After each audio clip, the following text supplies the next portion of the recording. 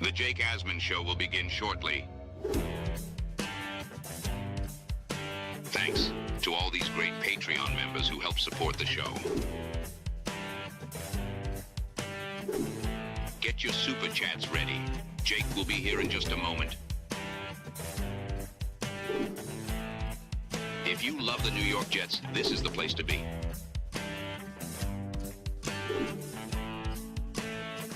And now, the Jake Asman Show. Breece Hall has been re-signed, extended for 3 more years. All eyes are on Darren Mougey as the Jets move forward. We'll talk about that and much more. Jets on the field for day 2 of rookie minicamp. We got a lot to break down, Jet fans. Ladies and gentlemen, happy Saturday. The Jake Asman Show starts right now. We sitting here, we excited as hell. Now it's time to get to work. Are you a happy guy? Oh my goodness, let's go! I haven't felt joy talking about the Jets in a long time. When they announced it, I went, yeah!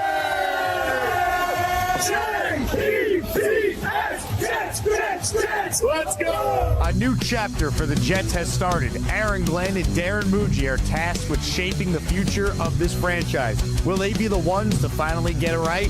We will be here for every step of the journey on the Jake Asman Show, breaking down all the storylines, every game, and everything in between. Please subscribe and hit the like button below. Super chats, baby. Cut the line. The Jake Asman Show starts right now.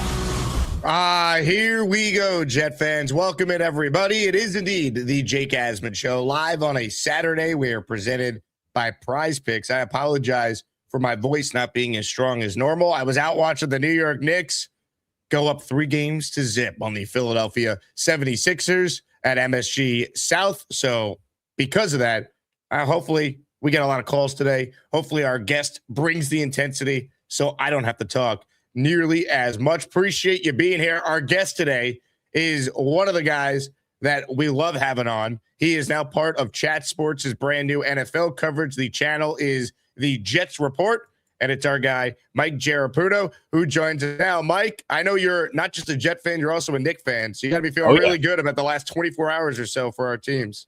Yeah, it's funny. Well, Jake, first of all, thanks for having me on. It's always a blast to be here and talk about the Jets. But, man, the Knicks, they just seem like one of those teams that's actually destined to make the championship. I mean, we know it's just been so weird. Like, for my whole life, the Knicks and the Yankees, just teams I don't fully trust. Like, no matter how good we are, I never fully trust them. But this year, feeling a little bit different. Up 3-0. Brunson just seems... Everybody's better than Jalen Brunson until you have to play against Jalen Brunson. I mean, he's been an absolute monster in this series. Unbelievable. And just, no OG, no problem. Guys step up. Mikal Bridges worth every pick if he's going to play as well as he played last night.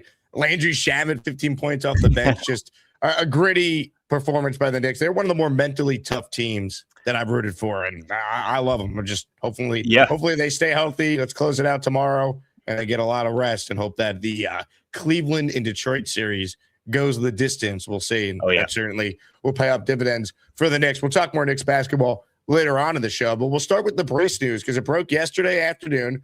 Full disclosure, I was not expecting the Jets to get a deal done with Breece this quickly. I know that Darren Mougey said after the draft they were going to revisit conversations between Breece and the New York Jets, but the fact that they got this done on May 8th, and now there's no distraction with Breece, you have him signed, sealed, delivered. What was your initial reaction to Breece Hall getting a new deal? It was holy bleep. I don't know if we're allowed to really cuss on this program here, but I was fired up. I mean, I think it was a great move for the Jets. I mean, in reality, you see 3 years, $45 million, but it's 2 years and $29 million guaranteed for Breece. So I thought it was an awesome deal for the Jets and Mougey to get done. I mean, we had talked about this a little bit before we went on air, but it's my reasoning for why I love this Breece deal. Well, first of all, I don't think we've seen the best of him. I mean, we just saw him rush for 1,000 yards for the very first time last season. We know he's a lot better of a player than that. Like, being Jets fans, there are so many guys that have come through here where you see the talent and you just know, like, I know he could be a lot better if the situation was better. The situation is getting better. We got the 2 starting outside tackles. The interior offensive line is a little shaky, but I like Tippmann, and Parham could be okay. Not a fan of Myers, but you just got to do everything in your power to surround your next quarterback, whether it's Cade Klubnik or somebody in 2027 with the most amount of talent possible. You have the money to do it. So I love this deal. I've been a Breece Hall fan since he's been drafted by the Jets here. All you really need to know with any sort of football contract is, all right, well, how much of it is guaranteed? And when you look at it, it's around $29 million in guarantees, it's basically 2 years of the franchise tag. And you look at some of the other contracts that have been given out to running backs, that is exactly on par with what it should be. If you look at the contracts that you've seen guys like Kenneth Walker sign, and then, of course, you have the future contracts that are going to be potentially signed by Jahmyr Gibbs and Bijan Robinson that will go for more than what Breece Hall is making from the Jets. So, again, I think it's just another example of Darren Mougey having a good feel for the market, being proactive and getting things done.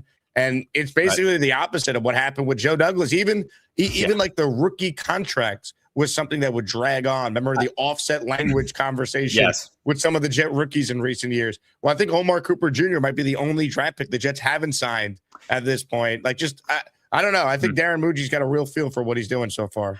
I think it's Cooper and maybe Darrell Jackson, unless I missed him signing in the past 12 hours. But I mean, Mougey, he seems like he actually has a pulse and like knows what he is doing with this Jets team. I feel like with Joe Douglas, when the fans defended him, it was like, well, look at the 2022 draft. But it was like, all right, what else you got for me? Like, we had to wait. I think it was like late July when Zach Wilson signed his rookie deal. And to have these guys really locked up, like Mougey seems like a guy that's genuinely respected now around the league, as opposed to maybe to get a phone call from the Jets 2 years ago and you'd be like, hey guys, it's the Jets, let's rip these guys off. Or, nobody respects. We still haven't earned that respect around the league. I'm not saying the Jets are a well-respected team around the league, but it seems like for the first time in a long time, like we have a GM who knows what he is doing, who has a legit plan that's easy for us to interpret. Speaking of plans, now that we know that Breece is signed, your thoughts on how he fits and what Frank Reich and Geno Smith could potentially put forth in this offense? Yeah, well, we know, I mean, Reich is an old school kind of guy. Like, I wasn't really too sure what to make about the hiring. I understand what Glenn wants to do, just kind of bring that experience into the room. Reich, I believe, is 64 years old, but I hope Breece is the guy that gets around 70 to 80% of the touches in this backfield. I don't know how big of a fan you are of guys like Braylon Allen, Isaiah Davis. I think Breece is just levels above those types of players. So like when I heard the arguments for, we can replace Breece, we can easily replace Breece, it's like, well, that guy's not in the roster. And we're not sure if we're going to be able to draft that guy. So if Breece can, I would like us to be run centric in terms of the offense, take some pressure off of Geno Smith. Like I don't think we should be throwing the ball 38, 40 times a game. So I think Breece should be a 20 plus touch a game guy, especially if you're going to pay him like he is. I think you're spot on. Like, now that you paid Breece Hall, let's use him and have the best plan for him. He's in. We know that he's going to be a part of this thing for at least the next 2 years. And I agree with what you said about, you could just find another running back in, the mid rounds and they're all replaceable. They're really not. Like, until Breece Hall came along, who was the Jets' best running back? You probably got to go all the way back to Chris Ivory. So they didn't draft anyone. They didn't sign anyone. And I like Braylon Allen's potential, but it's potential. He's coming off an injury and we just haven't seen it. I think Isaiah Davis is a nice third down scat type of back.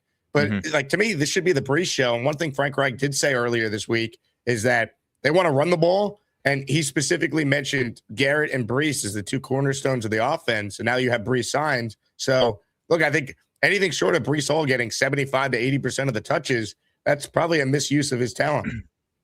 Yeah, I think he should just be the guy in this backfield. And yeah, that was one thing. I was worrying about with this situation. The fact that we didn't sign anybody, we didn't draft anybody. We picked up two undrafted guys, but I'm like, guys, we're giving Breece more and more leverage as the time went on. That signing was pretty shocking to me yesterday. As you said, like, I thought that was going to go on a lot longer. But yeah, Breece should be the guy in this offense. Like, there's no reason he should not be getting at least 18 touches a game for this Jets team in 2026. Hit the like button if you're just joining us. Mike Giarraputo is with us here. We're talking all things New York Jets, and we certainly will have to talk about our raffle at the end of the show today, because anyone who enters, you're in for a chance to win the following 4 items at the end of the stream today: Joe Namath signed helmet, Richard Todd signed jersey, Boomer Esiason signed helmet, and a signed Vinny Testaverde jersey. We got 4 quarterback-themed signed items and in honor of Breece Hall re-signing with the Jets. For anyone who enters during this special Saturday show, your chance to win a Breece Hall jersey, or pick a different Jet player you want a jersey in. But Breece Hall jersey up for grabs at the end of today's show. Appreciate everyone being here. Shout out to Ozzy, who's the first to enter our Saturday raffle today. He gifted 1 channel membership. Ozzy, you are in the Asmaniac raffle for 1. Thank you very much.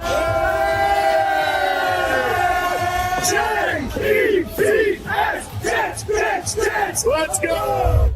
Super chat from Derek, the Kansas Jet fan. He says, so happy we re-signed Breece. Amen, Derek. I'm at a Renaissance festival in Omaha, Nebraska with some friends today. Just want to wish everyone a wonderful day. Let's go Jets, baby. Oh, yeah. Well, have fun at that Renaissance festival, Derek. If you could call in from that, I'm sure many of us would enjoy seeing what exactly that looks like. But, Derek, this is for you. Mike, you ever been to a Renaissance festival? I can't say that I have, Jake. It's an interesting Saturday for Derek there. I love that. Shout out to Sean Horton, who just gifted a channel membership. Sean's membership went to listener Dan Philcox. Dan, you are a channel member. Sean, good job out of you. Appreciate you. Good job. Comments, questions, super chats. They cut the line. I'm just going to show you a graphic, and I'm going to ask you, Mike, to remove Jets from the graphic and just look at the players. Is this not the makings of a solid offense? Am I crazy? You know, if I put my thumb on the middle of my screen there and I just block out Geno, yeah, that looks pretty good to me. I mean, look, I don't know what Geno Smith is going to be. We know he had the down year. His situation, though, as we could see on the screen here, is so much better than it was last year with Vegas. He got a top 10 running back in Breece Hall. Honestly, the receiving core, I don't know if you saw an article from ESPN the other day. It said receiver is the biggest need for the Jets heading into 2026. I thought that was absolutely ridiculous. Garrett Wilson's a 1 in this league. Cooper, I wonder how we're going to use him. I mean, he played mainly in the slot at Indiana, but I think we're going to move him around a little bit more.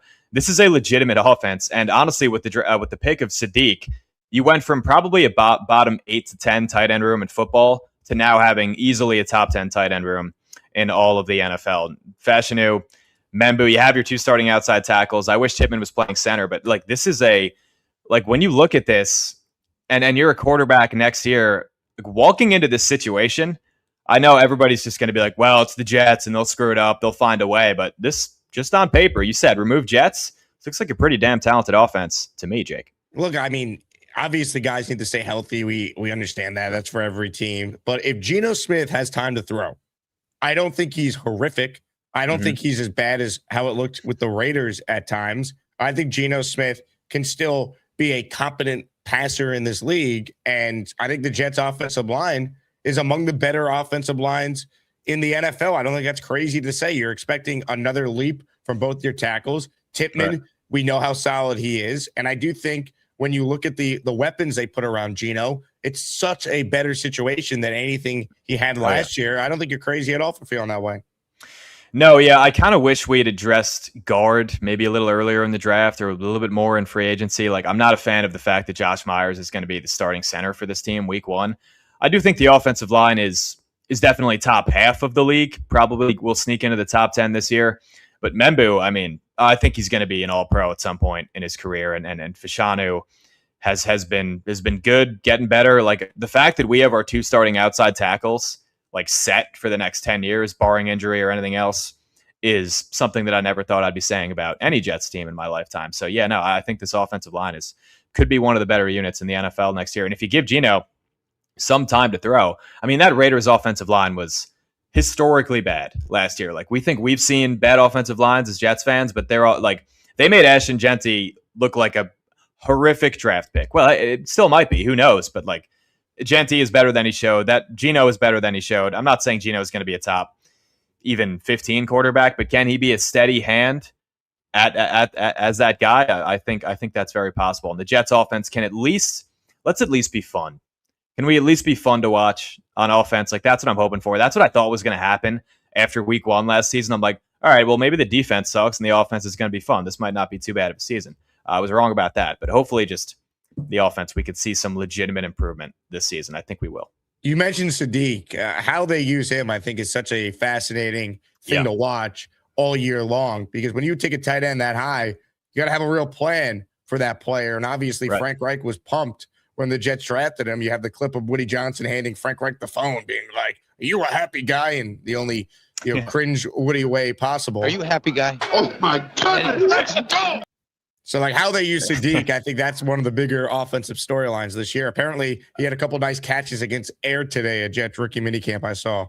Oh, well, he's going to be a Hall of Famer, as we know. Like you see some clips from rookie minicamp. You know, this guy's going to the Hall. But yeah, no, it's going to be really fascinating. I mean, I was surprised by the pick, but not really in a bad way. Like this is how good football teams draft. Like, hey, we don't absolutely need a tight end. We think this guy is the best player on our board right now. We think he can add a different level to our offense. We're going to see a lot more 12 personnel this season, I would assume, with him and Mason Taylor. But yeah, I can't wait to see what he can do. And you look at, it's kind of tough to judge a guy like him because he only had I think it was 560 yards last season for Oregon. So if you're drafting a tight end that high, you want him to be like the guy in his offense. But Oregon just had so much to go around. So like I don't think that's really an indictment against him. I mean, he's an absolute freak, and he's only 20 years old. Like this guy is just going to get, I think, better and better and better for the Jets. Like I really warmed up to the pick the following days right after the draft. Would you say, Mike, that Sadiq is a certified freak? I would say so, Jake. I was obsessed with Sadiq, certified freak, 7 days a week, certified freak. Obsessed with Sadiq, certified freak, 7 days a week, certified. Obsessed with Sadiq, 7 days a week. 7 days a week. Certified freak. I agree. I think he is a certified freak. Shining spot on there. Comments, questions, super chats, cut the line. Breece Hall, jersey, up for grabs for anyone who enters our Saturday raffle. Plus, you can still enter for the 4 signed Jet items that we will raffle away at the end of today's stream. I posted the call-in link for anyone who wants in on the conversation. We'll do some calls as well. We got Mike Giarraputo with us here talking all things New York Jets. Some super chats I want to hit. This one is from Jay Quest, who says, where are all those people who called in saying Breece didn't want to be here? He's going to explode next year with a real OC. Jets, Jets, Jets. Yeah. Well, I mean, I've said it from the beginning. Oh, Breece doesn't want to be. I think Breece wants to win, and he wants to be paid. What happened? Yep. Well, they paid him, and I think he'll now buy in, and he probably see some of the talent. He's going to watch Gino in practice and be like, wow, this guy's not terrible. He's a real quarterback, unlike Justin Fields, who can't play. So I never bought that, oh, Breece doesn't want to be here. Like, I think losing sucks, and when you go through it, you're miserable, and you're probably down, and you're pouty, and it's not a fun place to go to work. But I don't think that Breece Hall couldn't stand being a Jet. I never bought into that from the beginning. Yeah, the thing with that, I always think about, like, these guys that were really, really good as players, like, their whole lives. Like, they were winning in Pee Wee football. They were winning in middle school. They were winning in high school. They were winning in college. And then you get to the Jets, and it's a totally different thing. Like, they have to adjust to that. Like, just losing all the time. He and Garrett, they just have different ways of dealing with it. I mean, Garrett's going to almost like Jeter it. Like, he'll always say the right thing. He'll never really give us a real headline. Like, he'll be disappointed. He'll let us know that he's disappointed. Breece, sometimes a little different. Sometimes he takes to Twitter, but like, I was never like, wow, this guy's a diva. He doesn't want to be here. Let's get him out of here. Like, it was clear that the Jets always wanted him. He just wants to win football games. Right. Like, I'm okay with him showing some frustration. Like, that's fine, because I'm frustrated. We're frustrated as fans, aren't we? Like, I'm okay with him showing a little bit of emotion. Like, how would you feel if you had, like, let's just say you had a horrible show, and then 5 minutes later, it's like, Jake, that was your 6th bad show in a row. How do you feel about it? Like, you want to talk? Like, it's just like, we have to give these guys a little bit of a break. And every year you're told it's going to be better, and you go into the optimistic, and it somehow gets worse. like no matter how anyone thought about like the Jets' decision to move on from Rodgers and go with Fields, like no one thought they were going to start 0-7 and be the worst team in football. Like, no. Even if like I never wanted Aaron Glenn from the beginning because I didn't want a first-time head coach in this spot, but I didn't imagine it was going to look like that in year one. Like, no one could have thought it was going to be as bad as it was. Can I ask you, because I know you're a huge fan of Aaron Glenn. What is there any kind of, like, what is your best case scenario for this season? Because I've seen a lot of like, well, the Jets are going to mess this up. We have 3 first-rounders. What if the Jets win 7 games? We end up picking 12th. We keep Glenn, and then we're not even able to get one of these top quarterbacks. Like, what do you think the ceiling is with this Jets team next year? And how do you feel about Aaron Glenn, like, heading into this with like, I guess 4 months to think on it, I guess. I'm not a huge fan of him either. Well, after Glenn showed up to our draft party in Pittsburgh and we hashed things out, definitely fully on board with his plan now. I mean, look, here's the thing. I think we all want this coach to prove us wrong and be the guy. We're Jet fans at the end of the day. I just am done giving this franchise the benefit of the doubt until I have evidence that what they're doing is actually working. Whereas with Darren Mougey, I could point to a track record so far of moves that have worked out, things that made sense, things I've heard from people that know Mougey or know his thought process on certain things that I've been able to speak to this offseason at various things I've covered with this show. So sure. Like that's kind of how I look at it with Glenn. Like, all right, you're here. You got to change your entire coaching staff. You got to add players that you specifically wanted for your scheme. You're the one who said play calling is your superpower, right? These are things that you have said. Now let's go see it. Like you got to hire Frank Reich. You brought in Geno, clearly an upgrade over Justin Fields. Like there's no reason for you not to show that you're a competent head coach. And if he can't do that, he's not going to be here. Like he's got to win, I think, at least bare minimum 7, probably closer to 8. And how they start the year matters more than even what the overall record ends up being. They can't be close to 0-7. They have to probably be 2-2, 3-3, or 3-4 through their first 6 or 7 games. Yeah, I mean, my problem with keeping Glenn, and I don't think they 100% absolutely needed to fire him. I mean, I would have. I mean, he really just didn't show much as a head coach. I know the roster was bad. It was bad, but as you mentioned, like about 5 minutes ago, no one was expecting us to be 0-7 last season. Like everybody looks back on it right now in May and says, well, they were the Jets. They were tanking last year. No, we weren't. Nope. We were not supposed to tank last year. We were supposed to be somewhat competitive. It was supposed to be a season like this, right? It was supposed to be like, hey, let's go out there and show something. Let's show we're at least a fun, legitimate team that can challenge anybody in the league. Let's win 7, 8 games. That was supposed to be last season. And everybody like points to like, well, the roster wasn't like he had Sauce, he had Quinnen at the beginning of the year, and the defense was atrocious. He gave up what he claims to be his superpower. Said, here you go, Steve Wilkes. Like could you imagine if the Bears had hired Ben Johnson and he said, all right, I'm actually not going to call the plays. I'm going to hire somebody to do it. That guy has a historically bad offense, and then he fires that guy in week 14. Like he would not be there the following season. Like it's a rare. There are examples of one and dones that do end up working out for the team. Look at the Patriots. They moved on from Gerard Mayo and they made the Super Bowl. I mean, their head coach right now might be in some high water, but that's I'm glad they would trade coaches. I think I would too. Yeah, I think I would too. Well, to your point on the one and done, Mike, 8 of the last 10 coaches that were one and done, their replacement made the playoffs. That was my argument for moving on from Glenn. It's like this idea that, it sets you back. No, it doesn't. It not even get the right guy. Like we overcomplicate football. Coach and quarterback. If you get the right coach, you can almost a lot of times cover for not having the best of quarterbacks. And there's plenty of examples of that around the league. So we'll see. I think they're now set up to potentially attract the top coach or one of the top coaches a year from now if it doesn't work out with Aaron Glenn. And they're set up with the 3 1s to get a quarterback in a much better, we hope, quarterback class next year. I really hope you're right about that. I think it's going to be, but man, I mean, this time last year, we were probably talking about, well, this next year's quarterback class is going to be Drew Aller, Lenora Sellers, Arch Manning, like Garrett Nussmeier, Cade Klubnik. Like we're naming all these guys that we think are going to be first rounders. I hope it works out that way. Like there are some really talented quarterbacks in college football this upcoming season. So, I mean, I think about a coach. I don't want to already talk about coaching replacements, but I think about a guy like Nate Scheelhaus from the Rams. Like that's something that, I mean, I'm looking maybe a little bit too far ahead. But hopefully we don't even have to hire a new head coach. But Davis Webb's my guy because of the Mougey tie-in from Denver. Yeah, and we'll get to see him call some plays this year in Denver. Like that would be, if he proves it, if that offense improves. I know like under Sean Payton, it got a little stale over there in Denver. Really good football team, but not really the most fun offense to watch. Not really the most efficient offense to watch. But yeah, there'll be some names, hopefully that we don't need to track come this time next year, maybe in January. Let me pause briefly to shout out Jay Reeves. This is 3 siblings Jay. So Jay's afraid to call in, but he loves to run his mouth in the chat. Right. So we call this Jay syndrome. It's when the lights are too bright and you can't call into a Jet talk show. So he says, Jake, football is complicated. That's what you don't understand. This is coming from a guy who tried to tell me that Mike Vrabel is mid. So thank you, Jay. Yeah, the Jets should not want anything to do with Mike Vrabel a year ago. We need to hire Aaron Glenn instead. Thank you very much. 3 siblings, Jay. You were spot on, as always. Jake, you don't know a damn thing about football, man. You don't know. Great job. 3 siblings, Jay, one of the best. Seth Martinez, truly one of the best. He is in the Asmaniac raffle for 10. That's right. 10 gifted memberships from Seth. Seth, in the weekly and the Breece Hall jersey at the end of the show. It's all up for grabs.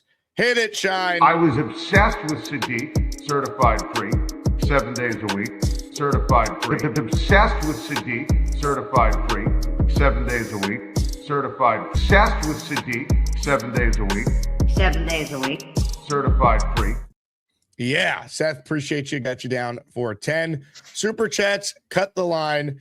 This one is from Ricky NY, who says, great show with Omari. Sounds like you're ready to be optimistic. We are loaded. Glenn and Mougey going to get it done. Winning Jets football is back. LFG. I believe in Mougey. It's a major to be determined with the head coach. But the one thing I can say for Glenn, like the roster is now at a point where there's no excuse. Oh, they don't have enough talent. Oh, they're tanking. Like, no, you have dramatically improved on both sides of the ball. You have put yourself in a spot where you're the one coming out saying, I learned from my mistakes in year one. Play calling is my superpower as he takes over the defense. Because I don't know if you caught any of Brian Duker's presser the other day, but he sounded like he was like, you're going to like crap his pants up there. So it's clear that it's the Aaron Glenn show. Like there's no excuse now for the Jets to not show real improvement. What did you think of that answer from Duker? Like, hey, you going to run a 3-4 or 4-3? He's like, look, I'm just going to put the best football players. I actually didn't. I didn't hate it. Like, if you don't want to give away what you're going to do, because I think we're going to mix it up a lot more. I guess that's just what that told me. I don't know. I mean, he did seem a little like the lights were a little bright for Duker there.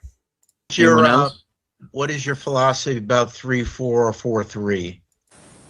My philosophy is to play the best players and play good defense. No, as far as the scheme, the scheme you like to run. Exactly. Yep. Whoever the best players are, we'll get those out there, and we'll be multiple with that. So I wouldn't tie myself to either of those, really. He just sounds so nervous. This was my favorite answer, though, Mike, when he was like, what exactly do you do? Ryan, how do you see that role with AG? You know, he's calling the defense, but how do you what do you see as your role as a defensive coordinator, and how can you help him? Absolutely. First and foremost, my role here is to help AG, right, and help him put him in great positions that he does a great job calling the game. But outside of that, from the defensive coordinator role, there's certainly some details and some coordination of the little things that need to be taken care of that sometimes just based on the plate of responsibilities that the head coach has, that it helps if someone can handle some of those. So some of the finer details and just some of the little things that I can help stay organized, again, any way I can help him be better, that's what I'm trying to do. Was that an Office Space reference you just made? Like, what would you say it is you do here? Yeah. I mean, it's like, what exactly? He's like, well, I got to help with the coordination of the defense. Like, it's like he had 15 seconds to prepare for that interview. He's a real life example of that meme of like when you accidentally become important at work. Like, well, we all know how scary the Miami Dolphins defense was last year, right? Nasty, man. Absolutely nasty. The Duke of defense is here to help Aaron Glenn coordinate the defense. Oh, man. Sharon says, the Glennaissance continues. Oh, yeah, baby. Don't let go of the rope. Aaron Glenn is here to lead us. Sharon, good to see you. I see her in my comments on the Jets board all the time, so it's good to see her over here on Jake Asman. Let's go. Sharon, this is for you. Play call is my superpower, really. That we know. Seth checking in. I love this community. Enjoy the memberships, guys. Jay, keep up the good work. Seth, really appreciate the gesture, man. If I could meet you in person, I'd give you a Woody Johnson-esque hug. I hug him every day. We're going to get to your calls coming up. Hit the like button if you're just joining us here. Happy Saturday. It's a good time to be a Jet fan. Jets making the right moves. And, of course, the Knicks are up 3-0, so I'm giddy about that. Like Grenade with a funny comment. Jake, that was your sixth bad show. How do you feel about it? Rich Cimini in reference to Breece having to answer questions for the last 4 years about, hey, Jets suck again. Your thoughts? Love it. Speaking of Rich Cimini, I wanted to play this. So Rich and I do a podcast with Brandon Tierney called the Jets Collective. Our latest episode dropped a couple days ago. Rich, though, shared this insight on the Breece Hall re-signing live from the Jets facility yesterday. We'll play it and then react on the other side. Hey, Rich Cimini here for Jets Collective, talking about the new Breece Hall contract. By now you've heard 3 years, $45 million plus for Hall. A little surprised by the timing, I have to admit. I thought this was going to go until July. Not surprised by the amount of the contract. We talked about this on the last episode of Jets Collective. I predicted that the guarantee would equal 2 franchise tags, and that's exactly what it is. It's $29 million guaranteed over the first 2 years. Based on the APY, he is the third highest paid running back in the league. I think that's a little rich for Breece Hall. He's probably somewhere in the 8 to 10 range in terms of running backs, but we know how this works. It's all about timing when it comes to contracts. What does this mean for the Jets? It means it's another young player locked up for the future. That bodes well. I'd like to see a little more leadership out of Breece Hall now that he knows he's going to be here for a couple of years. a little more leadership in the locker room. Also like to see more production, and that really falls on Frank Reich. You have to get this player involved more in the passing game. There was a drop-off in his receptions last year. I think some of that was due to Justin Fields. Some of it was due to Tanner Engstrand. But if you're going to pay a guy $15 million a year, you have to utilize every strength he has. Good stuff there from Rich. What do you make of what he's talking about there in terms of Breece being more of a leader and just some of the usage for Breece going forward? So I understand the take on his leadership. I mean, Breece cannot now be the guy where it's also, like there's problems with his answers and press conferences. I know we just talked about it, but it's a little different now that you're the third highest paid running back in football. Like, don't be an outside distraction. I think that's one thing that we've done really well under Glenn and Mougey was there hasn't really been this like big story around the Jets in the past year. Like, we haven't been this circus. I know we were a bad football team last year, but it hasn't really been like a circus over a one Jets drive. So like, for Breece, take a little more accountability and just be more of a voice inside that locker room when, players know what you're getting paid. So like, it's to take more responsibility as a leader. I think that's a good take. And he's the third highest paid running back in football because he signed the contract this offseason. That's really the only reason why. Like, if you see some of the other guys on that list, like I know Jonathan Taylor's top 10 in that, like there are certain guys to where if they got paid now, they'd be getting paid higher than Breece. And I think running backs are still pretty, honestly, I think they're underpaid. Maybe 3 years ago, I used to think they were overpaid, but my tune is kind of switched on that.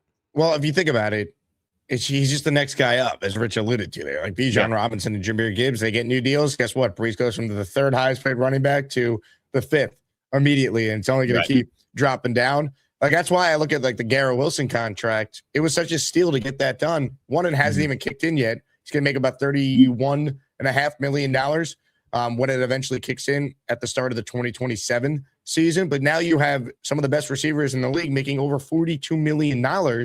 Garrett Wilson was a top 5 highest paid receiver when he signed that deal. He's already down to 7, and probably by this time next year, after Puka Nacua and all these guys get paid, he's going to be closer to 10.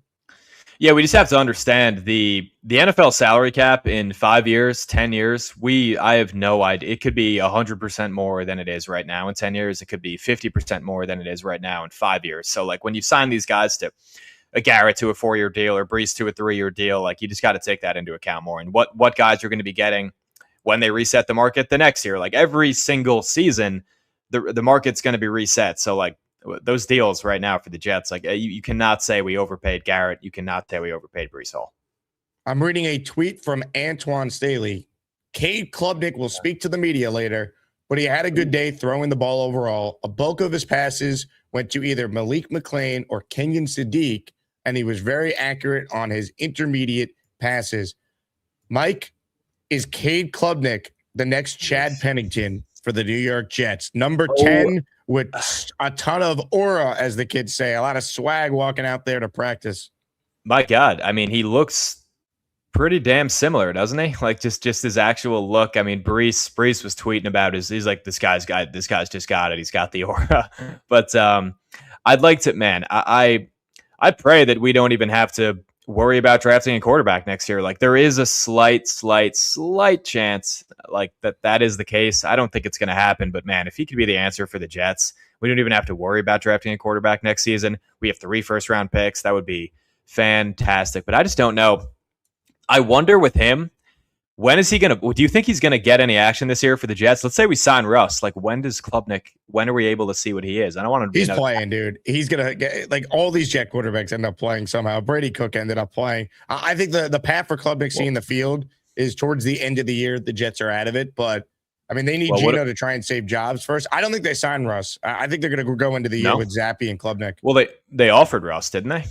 Yeah, and then Glenn made it sound like yesterday, oh, well, we like the room. We want to see Cade get all these reps right now. I hope they do what I want them to do, which is let Klubnik and Zappe battle it out, and hopefully Klubnik can either beat him out or at some point they'll skip Zappe and go right to him.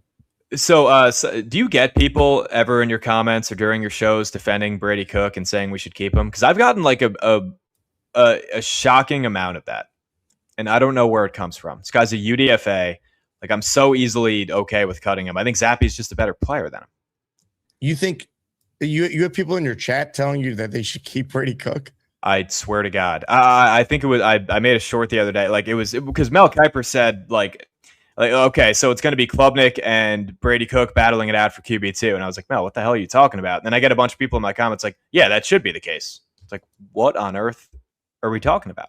I just don't know. I'm so fine with letting Brady Cook go. Do you think we're going to add another quarterback here? I hope not. I hope they keep the guys they have and just let Klubnik and Zappy duke it out. I think Klubnik's got a chance to actually win that job. I think they like Klubnik. Absolutely, yeah. He should win that job. I think he's currently a more talented quarterback than both Zappy and Cook. Comments, questions, super chats. They cut the line. Raffle at the end of the show. Last chance to get in today. Shout out to Jet Life Angel, who's in the Asmaniac raffle for one. Sweet. Good job. Jet Life, thank you very much for your support. We got this one from Dan Philcox, LFG Knicks, Jake. That Mitch Embiid poster was a long time coming. Pumped about the Breece contract. Did Parts Unknown help you the other day? Dan, thanks for sharing a stream to watch a sporting event. I'll leave it at that. And big shout out to Dan for bringing up the New York Knicks, baby. Go New York, go New York, go. Hey, go New York, go New York, go. Go New York, go New York, go. Yeah, as a long-suffering Knicks fan, seeing Mitchell Robinson completely posterize Joel Embiid after that dirtbag tried to injure him in the playoffs 2 years ago, that moment means a lot to every Knicks fan watching Mitch do that. It gets forgotten about, doesn't it? Like he literally twisted his ankle when he was on the floor against him. I mean, that's just the best. That might be the greatest NBA photo of all time. So good. That might be the best. That's so long time coming. The fact that we're just kicking these guys' asses is awesome. Shout out to all the Knicks fans who made the trip to MSG South yesterday. Oh my God, it was insane. I mean, you can't come back from that if you're the Philadelphia sports fan. Like you did everything possible to try and stop your arena from being overrun by Knicks fans, and it just didn't matter. There's just nothing you could do. After the game, my God, like it was as if you said it. Like at MSG West, like it was crazy. The reception that the Knicks were getting in that stadium at the end of that game and just outside the stadium. Knicks fans bring it.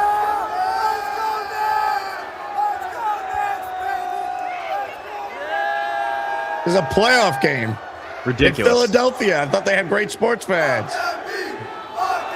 Language. Shout out to my friend Jake Brown for getting this. Look at this. This is a road arena.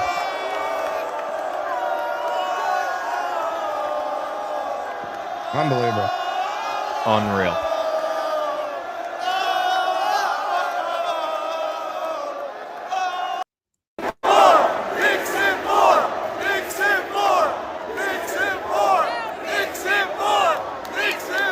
Unreal. Get the brooms out. Let's go. Get this done in 4 and rest up.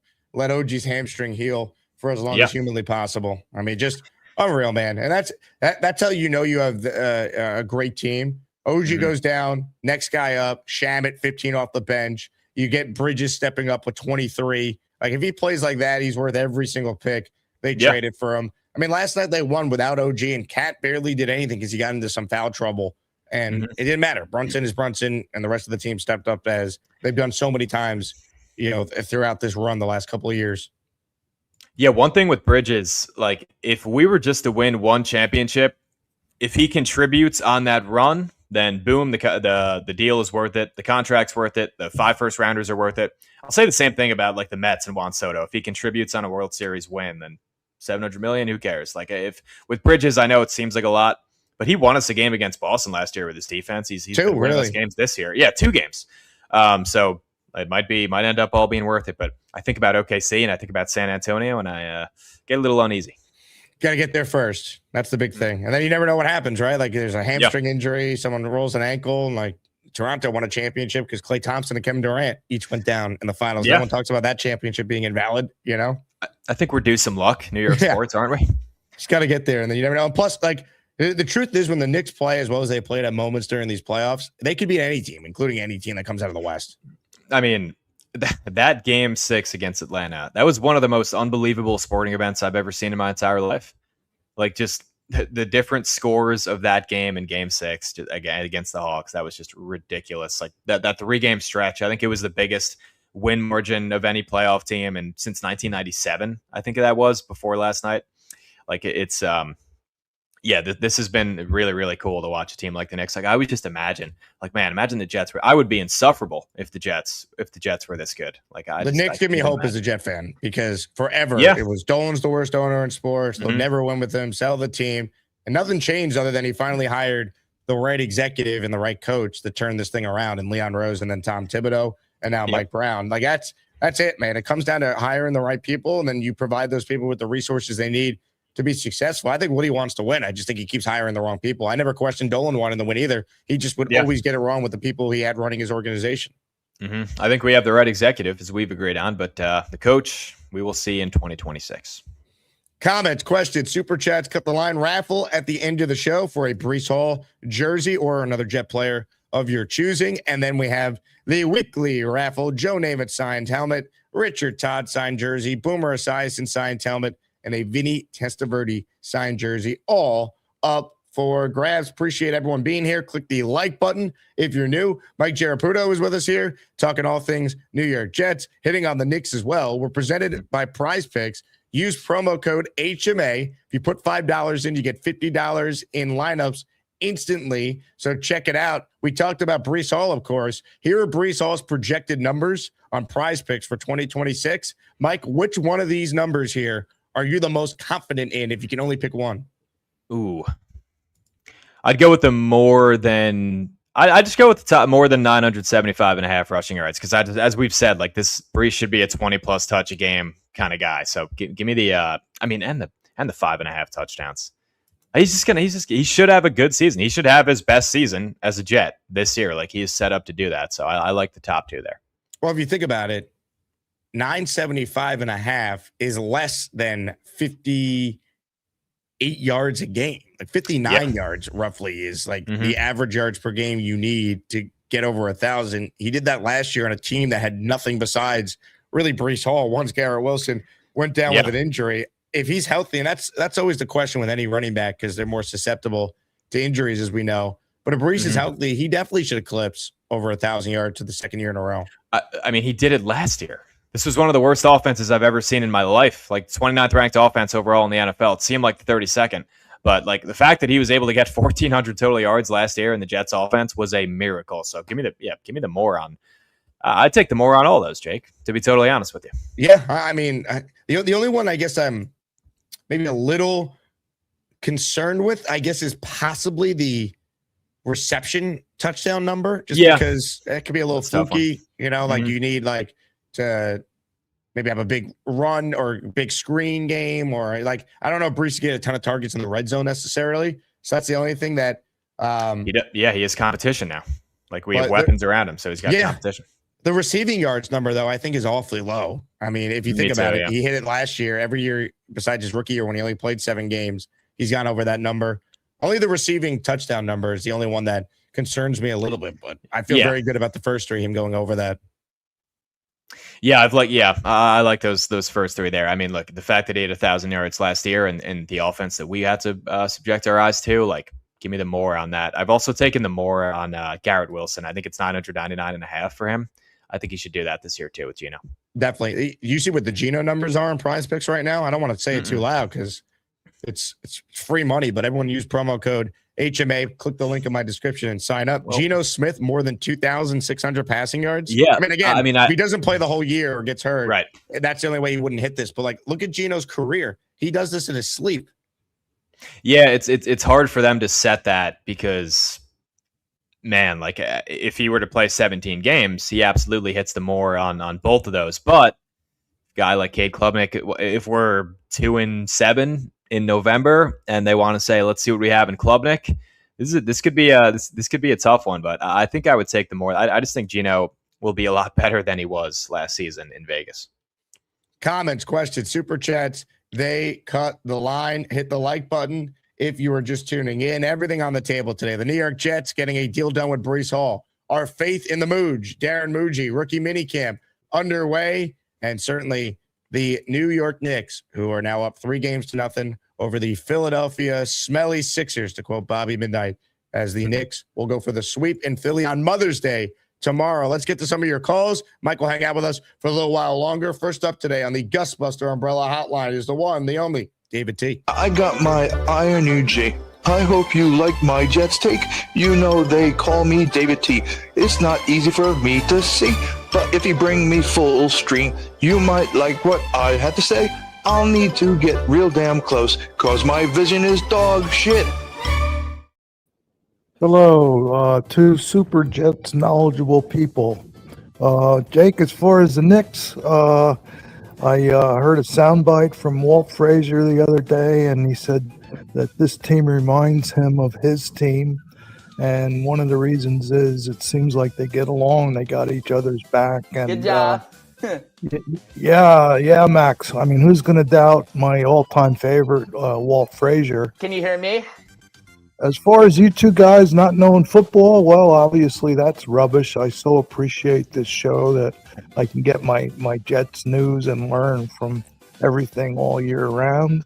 And as far as Breece Hall, I am really happy for him and the whole offense, and and I'm super happy for Garrett Wilson that these players are coming in. I think he's going to have a terrific season, and Geno Smith is a competent thrower, and I think the offense is going to be more fun. And Breece, I'd love to see him more in the receptions. Like you said, the reception thing was low, Jake, and I think, boy, I can envision him catching the ball and running like the wind. Good job. That's all I got. Well, David, you're a handsome son of a gun. You know that? I'll tell you, if somebody else says it, you take it as a compliment. So thank you for that. Ladies and gentlemen, David T. Call in, David. I got my eye on you. Checkmate me, full screen, it's fireball, whiskey time, David motherfucking T.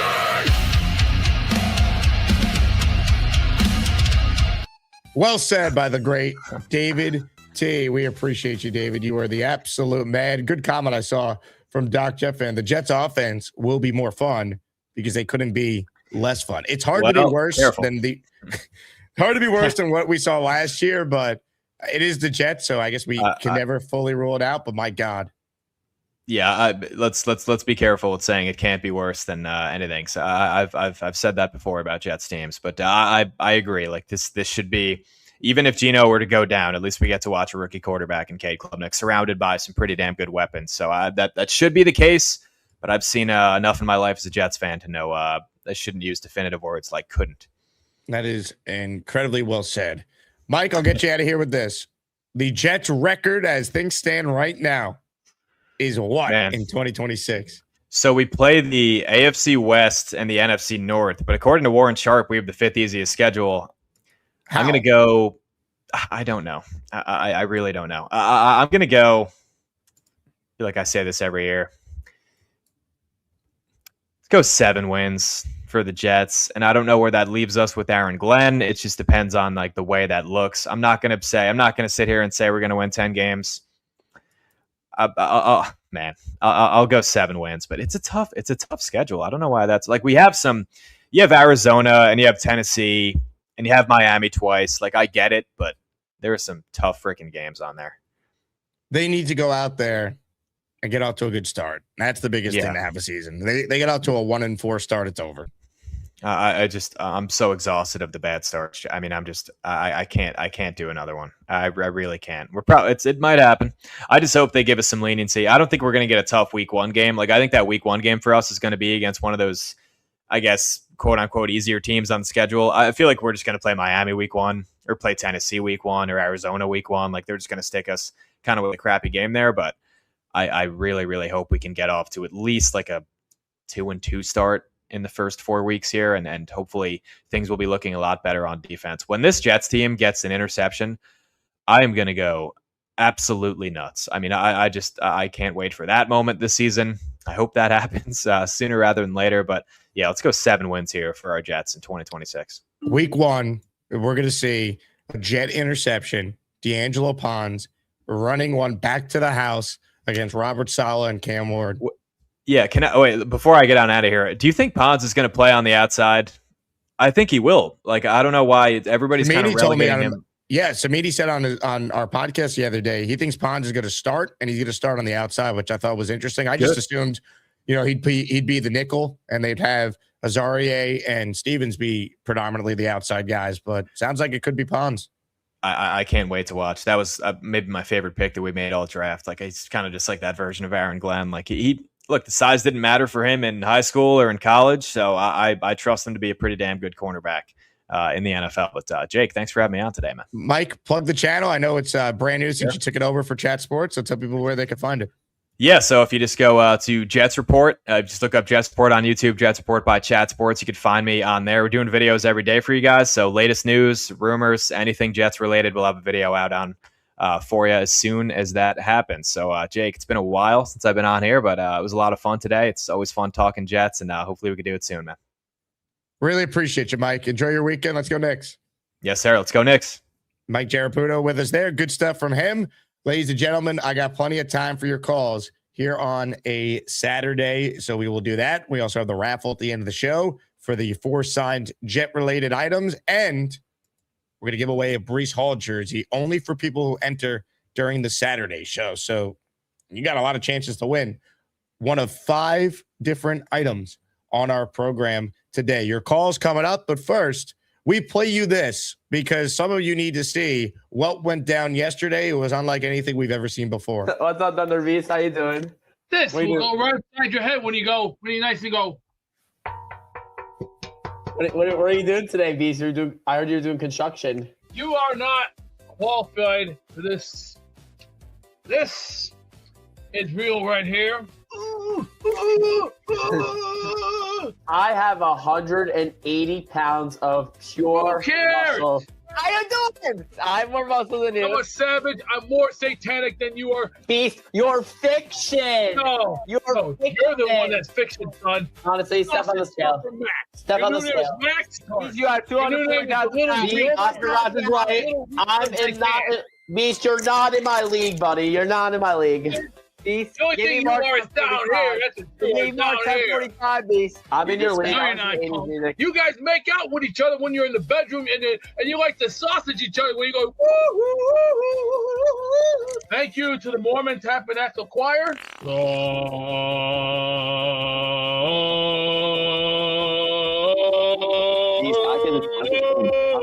I'm the best one, honestly. Put a shirt on. Jesus Christ. Hey, Beast. Bunch of nonsense was going on. We can't hear you, amigo.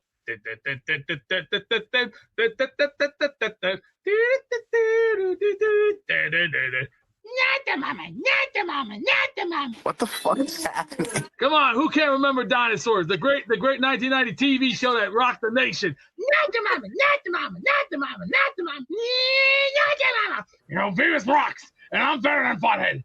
Shut up, dumbass. I'm back. Beast on his A game today. We love you, Beast.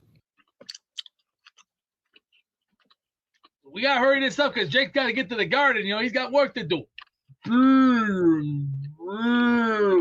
You think Sadiq has a slight more chance of getting it more than Cooper? I don't know. It's going to be intriguing. We got a lot of speed on this offense now. Ladies and gentlemen, what a show. What a life. Hey, big shout out to everyone who's in here, man. It's a Saturday in May. We're talking Jets, and we got the best fan base in sports. And one day, when we get to see a championship, it is going to be unbelievable. We will see you at the parade. I don't think Aaron Glenn will be the head coach to lead us there, but hey, courtesy of AI, we can pretend like he will. Billy M in the raffle for one. Good to see you, Billy. Hope you're doing well. He's in. Hit it.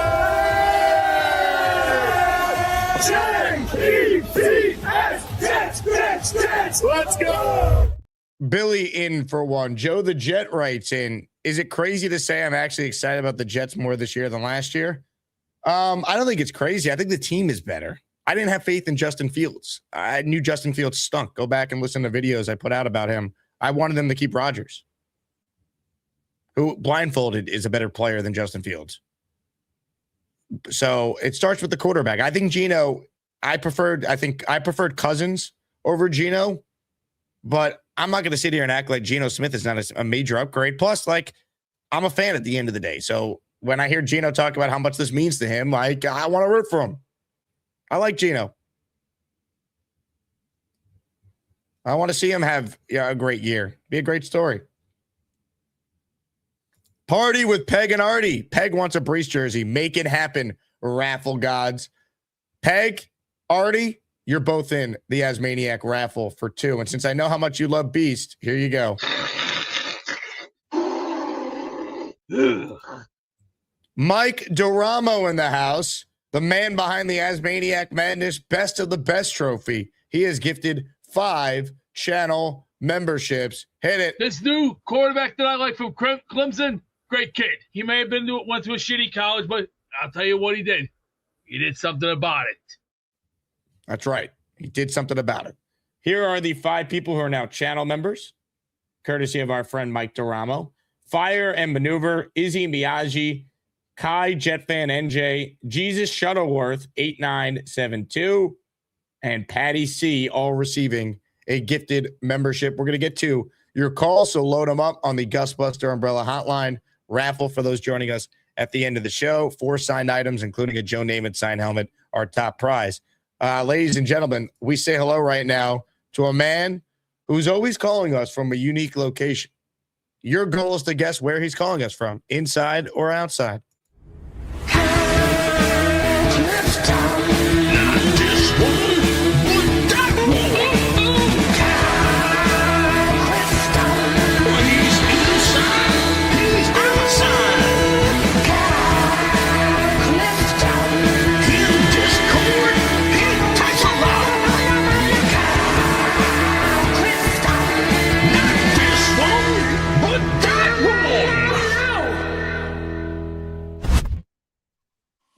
They've always said that Clemson is the Columbia Community College of South Carolina. That big reveal where Beast was like, I went to Columbia, and then it's Columbia Community College was an all-time early Beast moment. Yeah, I mean, I thought the Knicks took their best shot in the third quarter last night. The one thing you don't want to do if you're the Sixers is give Jalen Brunson 4 chances to put you down. The guy's an assassin, so not looking so good for Philly right now. But Knicks are riding high. Let's Kyle, get healthy. How mentally tough is this Knicks team? Like Very. They take every punch, man. Like Philly gave them their best shot. Paul George comes out. He's got 15 points in the first quarter. They're down double digits. It would have been very easy for the Knicks to be like, all right, well, we'll win game 4. It's fine. We're up 2-0. Like this team is just it starts with Brunson because he's the leader. He's the guy. But it's everyone, man. Like they are such a mentally tough team, and they have so much playoff experience the last couple of years. Like we're seeing it come together, man. Just pray that they stay healthy. Yeah, that guy's in like the pantheon of Knicks killers the whole time. He's up there. Yeah. I mean, I see a lot of like puff pieces and like stroking of Klubnik today, and like even Glenn, I think in his presser was like, yeah, we're going to challenge him, kind of see what he can do within the offense, which, I guess you got to see what he has to an extent. There are 2 different thoughts on that, like bring him along slowly, or, if he's really as traits laden and the guy that you think that he is, then you throw him into the fire. And if he doesn't sink, then maybe you have something. I'm eager to see. I'm eager to see with Club. You got a Chubb for Club? Not quite a Chubb, but I'm semi at this point. Yeah, it's just something where there's really nobody else on the horizon until we get to 2027. So I wouldn't be surprised that if late October, he's playing some games if things don't go well. That's basically all I had today. Just a little bit of Knicks stuff, a little bit of Jet stuff. And I want to thank I want to wish all the mothers who call into the show and watch the show a happy Mother's Day. And, to be honest with you, I don't think there are too many mothers who do. So you know what I mean. Now, I was catching up on the Discord this morning. What's this I saw about you coming back from a night out and some Nixon and Guinness. Do I have this right? This is I came in last night and I got the call a little bit before halftime. We're up here. Let's go out and watch the second half together with some of my guys. We were able to do that, and then I got kind of the side eye from my daughter and my and my wife when I came in after the game. But Clifton Jr. was cool about it because he was fast asleep. I love that. I love it. Kyle, you're the man. Enjoy your weekend. Take care, man. Kyle Clifton checking in. Love that.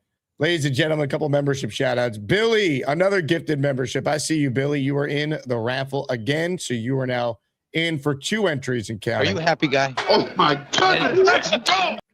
Billy in for 1. We have this one here from Barbarossa. It's a super chat. Go New York, go New York, go. JETS and Knicks. Ladies and gentlemen, the New York Knicks. Say go New York, go New York, go! Go New York, go New York, go!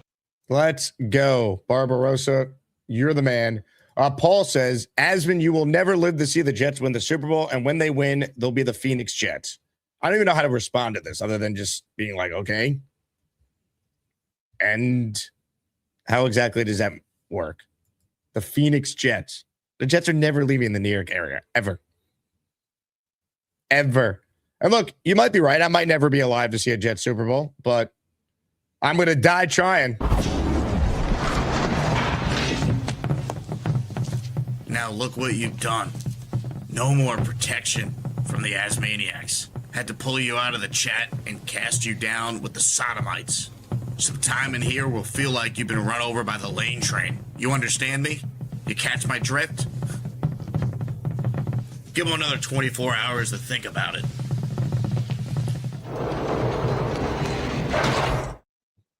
I don't know if we got the right coach. We'll find out, but we might have the right GM. And that's a start. I don't know what to expect as far as the facilities and stuff, and I've had a great experience. And we have the gym here, we got a nice little locker room, the field's been great, all the facilities have been good, so I thought this practice has gone great. I didn't expect we'd get that much done. Everything's ran really smoothly. We got the clock up. It's just like we're back at home. We're on the field. Like I said, the field's in great condition. It's been solid. I feel good about the progression we made in the first 2 days. It's better than it's ever been since I've been here. Mougey, the Mooge. Comments, questions, super chats. They cut the line. Team AG for life says, Jake, if AG plays the playoff drought, would you agree to suit up and do an Oklahoma drill with Glenn for charity? I'm sure he's aware of your vitriol. Absolutely. If Aaron Glenn ends the playoff drought, I'm leading the campaign for him to be coach of the year. So 100%. I'll donate $1,000 to the charity of Aaron Glenn's choice. More than that, I'll donate $3,000 to the charity of Aaron Glenn's choice. Maybe even more than that. We'll see how we're feeling. If Aaron Glenn is the coach to lead us to the playoffs this year. Unbelievable. Hit the like button if you're just joining us. Right now, there's currently nobody on hold. So if you want in on the conversation to keep our show going, now is certainly the time. Well, I guess I kind of lied. There is one person on hold, but I don't know if he's a person. He's more of a immortal god. Ladies and gentlemen, a man's man, if you will. What do you need? I'm not in a good mood today. I already took a diarrhea dump, and my back's killing me. Does anybody else need anything? Who cares about Timu? Timu's morons. I'll take that 960. One more win. We got one more to go. And tomorrow night, you boys in Philly, you talk about your Philly cheesesteaks. We gonna burn those Philly cheesesteaks with your ass, and we're gonna burn your ass nice.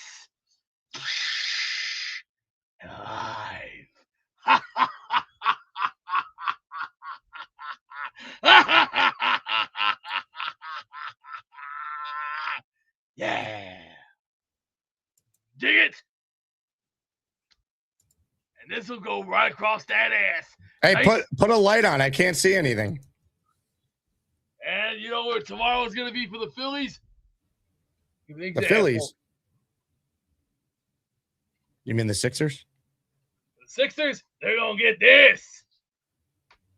You're going to take your ass whooping like a man. We gonna whip that ass. It's gonna be nice. It's gonna be hard, and this damn thing's gonna be red hot and smoky. Spencer says you don't know bleep about Bullet Club. Is this true? He needs to go back to his mother's basement and go steal another credit card because he's a loser anyways. Did he steal credit cards? I got something that punk doesn't have, and that's this: the great body of a Greek god and the hottest thing that walks, God's green earth. Kid, this is a physique of a Greek god, 272 pounds of destruction. I'm God and you're a bitch. I'm the sexual, intellectual, the god of all gods, the immortal men of all mortal men. I'm sorry. Eliminate that scuzzball and put the real stars around me, the real stars of today. And tomorrow, when we finish Philly, all you're gonna hear is these words: na na na na na na na na. Hey, goodbye, Philly. More like Shitadelphia. Everybody's got a price for the $1 million man. Everybody's got a price.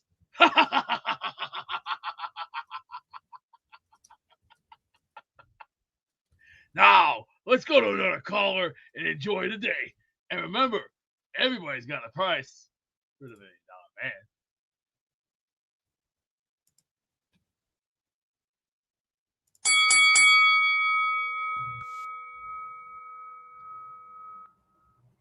What's happening, Beast? It's a heavy metal brother. How are you feeling there, brother? I'm feeling good. I am feeling good. You know, when Jake says something like he's going to lead the campaign for Glenn to be Coach of the Year, I have to call it. That's fair. That's fair. Sounds fair enough. Well, we'll see what happens first, because always remember, don't count your chickens unless they hatch. Well, obviously, I mean, you know, they're going to have to produce, and I agree with the thought that, you know, this year there's going to be no excuses. It's time to put up or shut up. But yeah, all things considered, I'm looking forward to this year.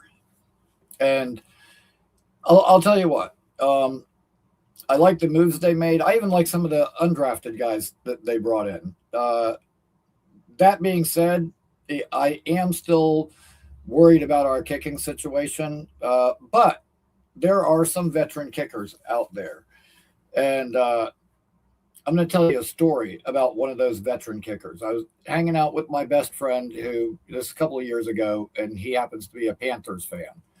It was the end of the game, and they were at like midfield, couldn't convert a third down. Looks like they're, you know, going to end up losing the game. And he's like, I'm disgusted. He was like, I can't even watch this anymore. I'm done. And he's getting ready to storm out of the room. And I go, F that. That kicker's from Florida State. And he drills a 63-yarder to win the game for them. Graham Gano, former Florida State kicker. And I may not know everything about football, but I do know about my Florida State guys. And you know what? You could do worse. He's a veteran. He's got experience and has nailed some long ones in his career. Like that's the second longest field goal in NFL history. So, or tied for it. So, you know what? He could be an option. And I would like to see them shore up, you know, the kicking situation with somebody, you know, proven. But other than that, I'm happy. I'm happy with everything we've done so far. There is one thing. If this kicker is good, how much do you want to spend money wise? Yeah, but kickers are cheap.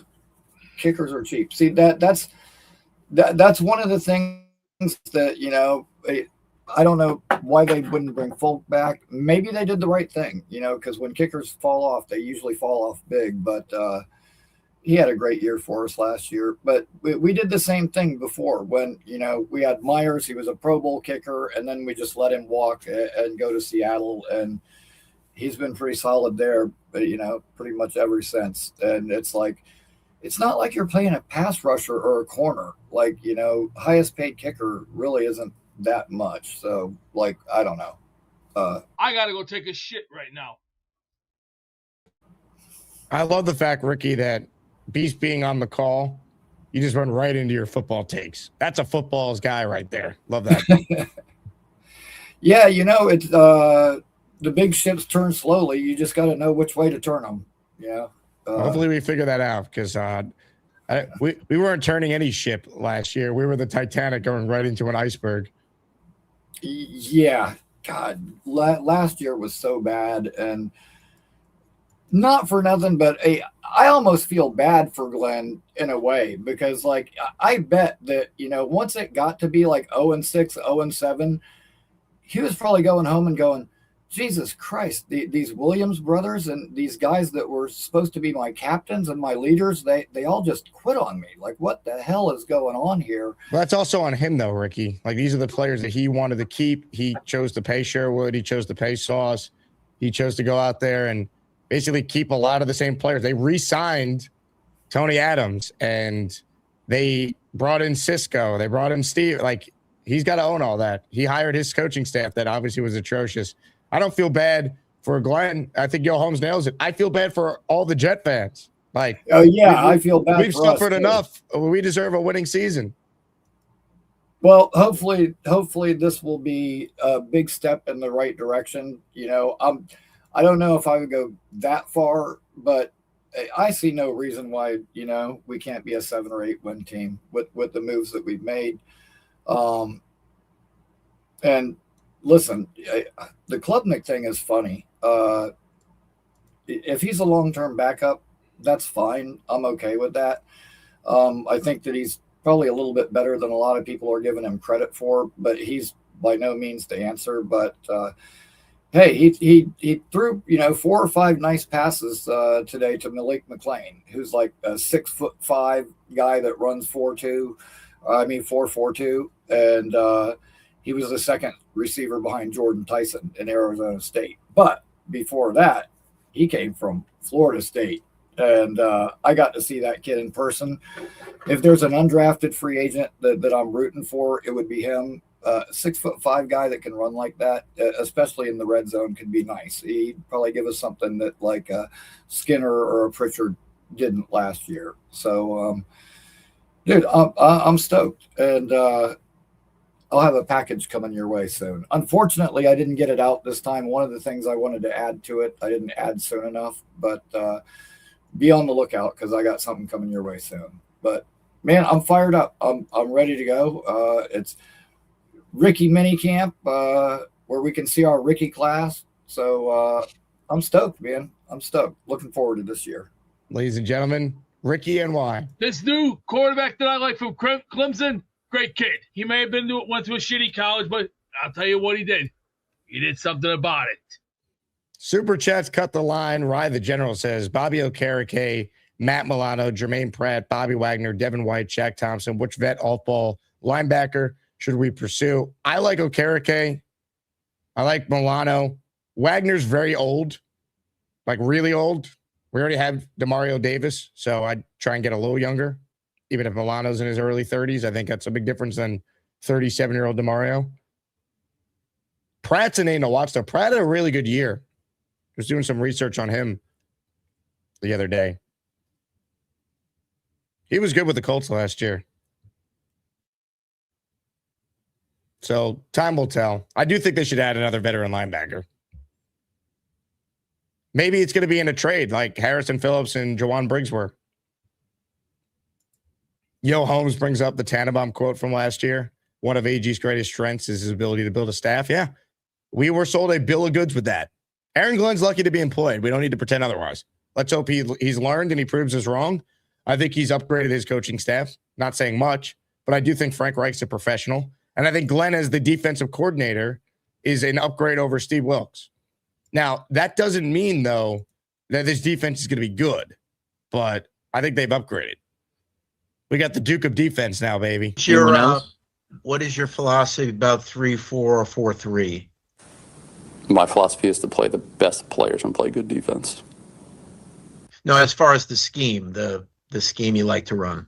Exactly. Yep. Whoever the best players are, we'll get those out there, and we'll be multiple with that. So I wouldn't tie myself to either of those, really.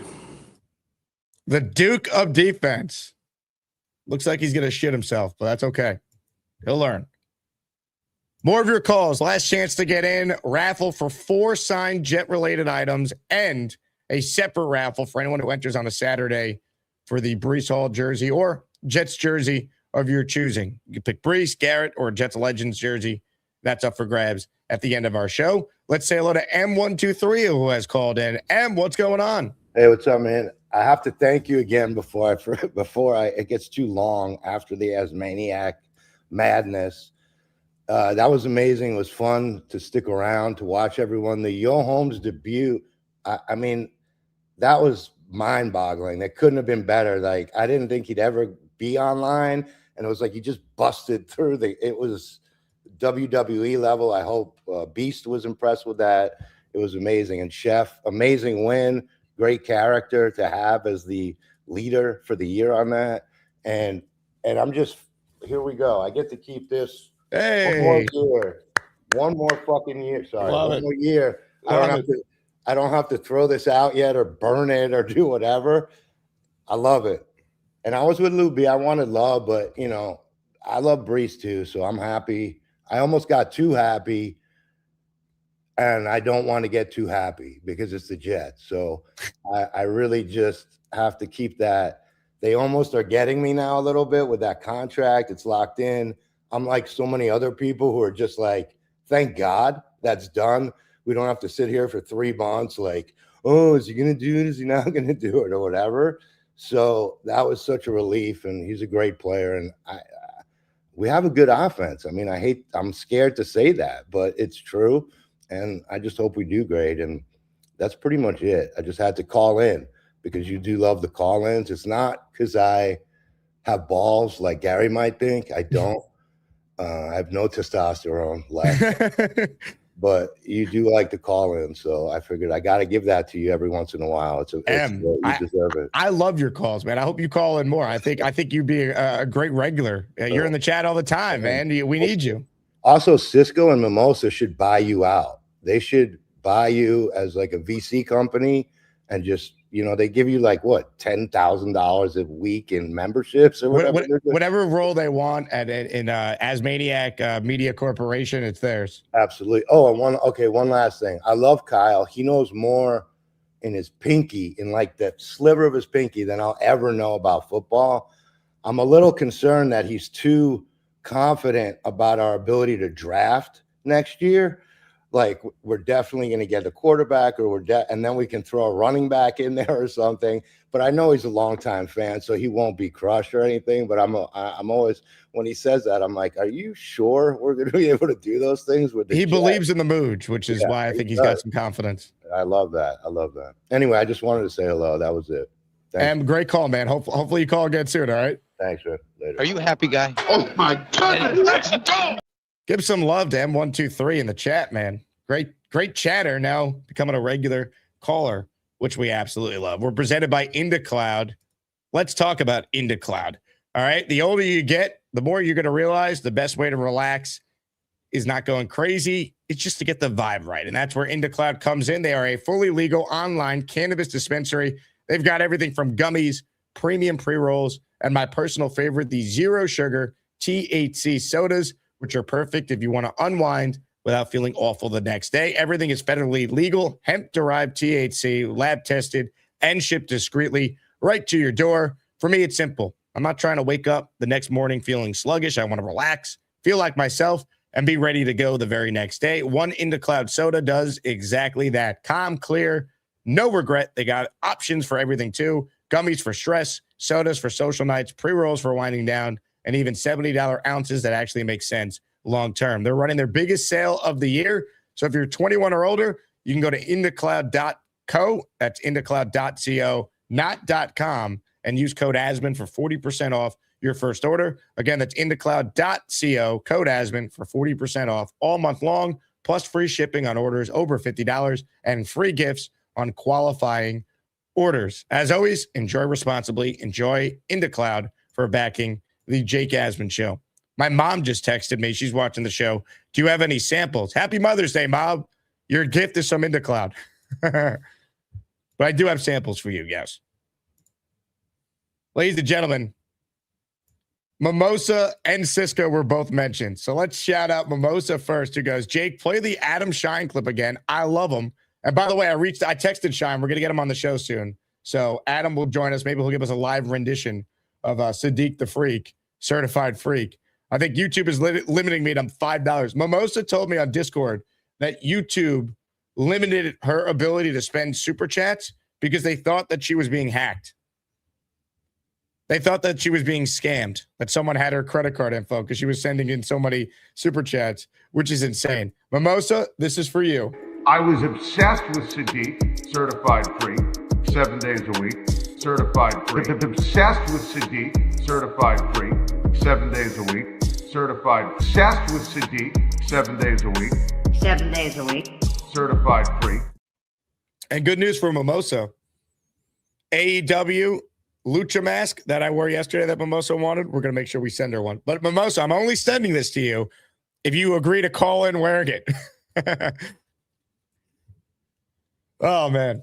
Ladies and gentlemen, Cisco Lopez in the house. How about another $50 super chat from the man, the myth, the legend, Cisco?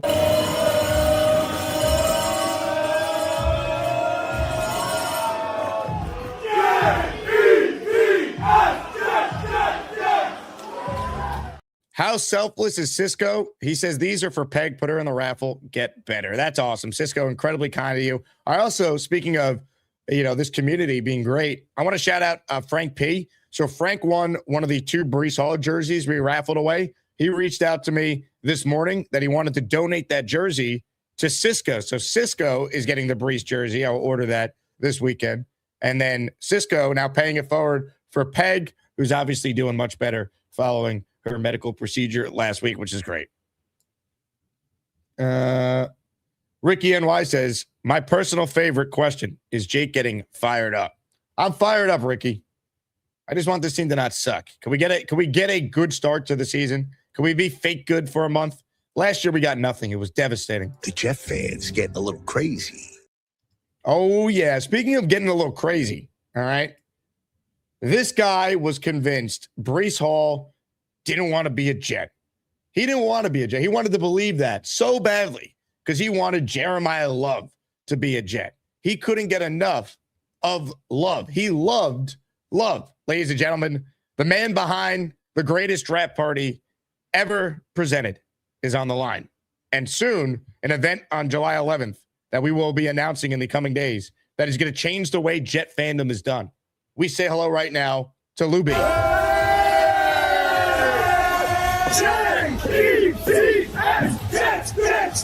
Let's go. Hello, Lou. I mean, shit today from a lot of people about the Breece thing, but I got my Breece jersey, and he is a Jet now, so I am with him now. Period, Jake. There's nothing else I could do. He wanted money, Lou. That's what it is, and he hates losing. If he wins, he'll be happy. Well, my stance is obviously he was upset, but look, Mougey did the right deal. He told him, look, we're going to have you for 2 years, one way or another, so take your money, and I hope he's happy. And I think he's probably happy with the new team and the new direction, right? And Frank Wright probably had a little bit to do with, I think, this conversation of saying, look, he said in the press conference the other day that he was talking about running the game, the whole plan, and I think Breece is buying onto that too, just like all the Jet fans are right now. I think it's time. I think we're going to be good this year, Jake. What's good? Playoffs? 9 wins? Oh, yeah. We're definitely a wild card. I love it. This fan base is amazing. You're the best. And listen, last year I loved the Jets, but I didn't believe the Jets were going to be good. I went to those games knowing that they were going to be shitty. This year, no. The Jets are going to be on fire this year. What an offense. I mean, if they weren't called the Jets and they were labeled anything else, people would think like this is an insane team. I just think there's a lot of questions with the coach and certainly the quarterback. But one thing that is not disputable is that Geno is a significant upgrade in the the Jets going from Fields, Cook, and Tyrod to Geno. If we assume Geno's healthy, I mean, that's like going from, Zach Wilson to Patrick Mahomes as far as just like the talent disparity. Like, not even kidding. And the thing is, AG is not calling the offense. So that's the one thing we have to keep in mind right now, right? They have a true leader there. This guy definitely took charge. It's not like AG is going to be calling plays or anything on offense. So the offense is not really in his hands. I mean, if shit goes wrong, then they'll try to figure it out. But that's it. Frank is experienced. I think it's the best thing that we could have possibly done. Who else was coming here?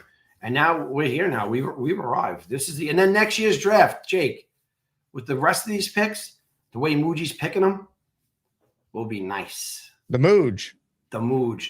And I'm happy for the Knicks. I actually hope they lose tomorrow because I want to go to Game 5. No, you don't. You don't want to mess around with the Game 5 with you, and I want the whole streets of Manhattan. I want save your money for. We've done the second round thing last year. We broke through. Now it's about. See, here's the difference with the Knicks this year than last year, right? Last year they were a heavy underdog against Boston. No one gave them a chance because they got pummeled by them in the regular season, and they were like the upstart team. Now the expectation is the Knicks are as good as any team in the East. They should win the Eastern Conference, get to the finals. That's the goal. And the quicker they get done with this series and don't have to risk any other player getting injured and can rest up, the better long term. Don't risk a Game 5. What if Brunson rolls his ankle in Game 5 and all of a sudden he's compromised for the conference finals? Like, win in 4, let Detroit and Cleveland play a long series. Hopefully Cleveland today, they play this afternoon. They win and we get a series there. That's the key. Get OG's hamstring healthy. That's the the Knicks will win in 5. I'm convinced of that, but I want this to end tomorrow. I want to go all the way too because we need that too. So I'm smart with it. When I buy playoff tickets, I buy them directly from the venue. So if there's no game, you get it refunded, or they just transfer it to the next playoff game. So that's the safest way to. When you buy on StubHub and stuff like this, there's a lot of you get screwed that way. I had finals tickets last year that never happened. So because we did a group buy for Asmaniacs a year ago, we bought like 40 tickets. That technically made me a Knicks season ticket holder. So every playoff round, I got to buy tickets at face value, which for the Garden is still incredibly expensive, but it was cheaper than the secondary market. So I paid last year $1,400 a ticket for 2 finals tickets for Game 1 or home Game 1. Would have been Game 3 against the Thunder if the Knicks made the finals. Obviously, the game never happened, so spent $2,800 and got my money back like 2 weeks later. But that's what they do. You got it back. But look, Jake, there's a lot to be excited about with New York just building, and I really do think the Jets have it this year. I really do, and I just do. I think the offense is going to we couldn't score for shit last year. Like it was the kicker was the MVP of scoring for us. I mean, come on, this is. Who do you go to? We have so many weapons right now. I think Breece is actually going to do really well. I think the Sadiq and Breece combo is something that it's going to be incredible. I'm excited. Is the website almost done for our special event on July 11th? It is. So you got to proof it. It's almost ready.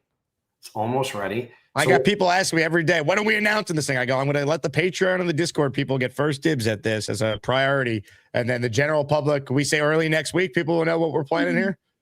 We got something very, very different for the Jet fans that they deserve. This is going to be very, very different. Very different. Just, So, look, I can't wait to meet everyone. I hope everyone makes it to the event on July 11th. We will explain more details soon. But, Jake, you have to take a look at the website and tell me if it's almost ready. Jake, this and that needs it a certain way. Should I have my tech guy look at it? I gotta go take a shit right now.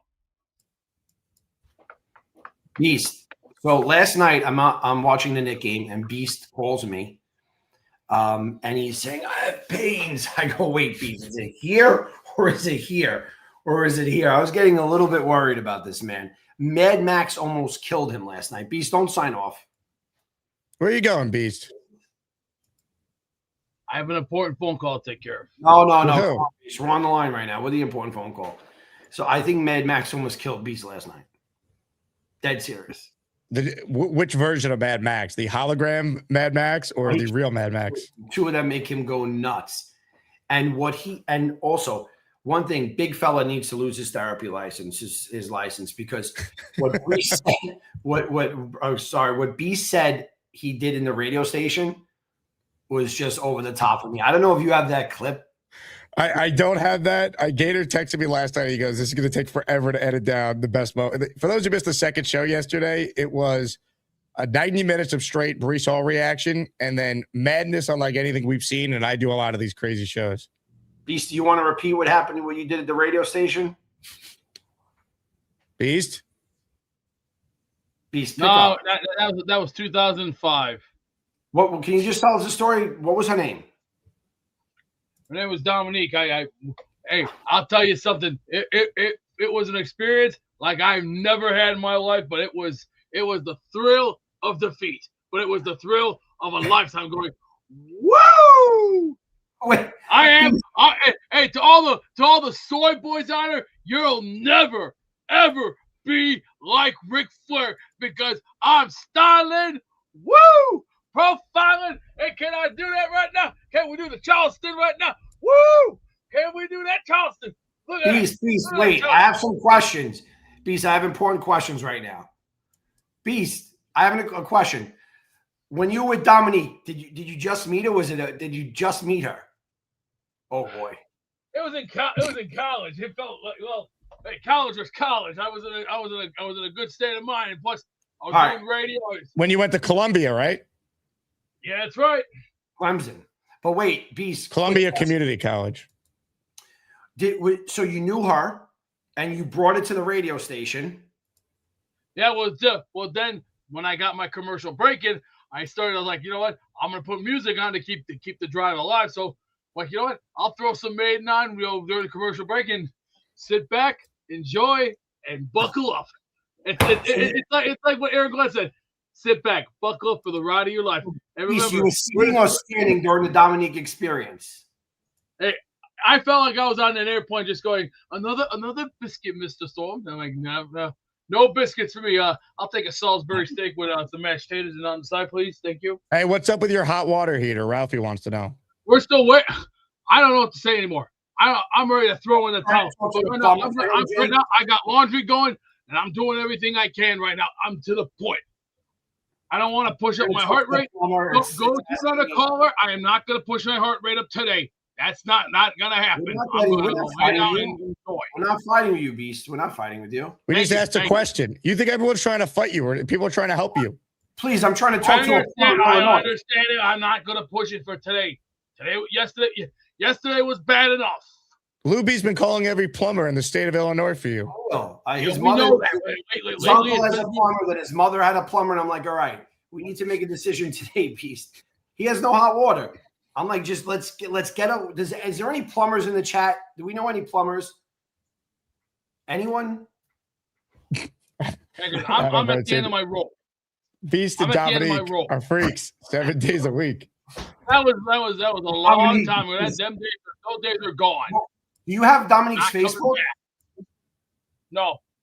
You don't talk to her? Invite Dominique to our meetup this year. I don't know what you're talking about. I mean, that's a long time ago. Those days are gone. Those days are history. We have to move on. It's called we have to grow up and grow old in our lives. I mean, sooner or later, I'm going to be, in about another 20 years, I'll be 62, and pretty soon I'll probably want to collect the rest of my whatchamacallit, and then move forwards with my life. She sounds like a keeper, though, Beast. Well, that was in the day. That was back in the day. Them days, you're not going to find them anywhere now.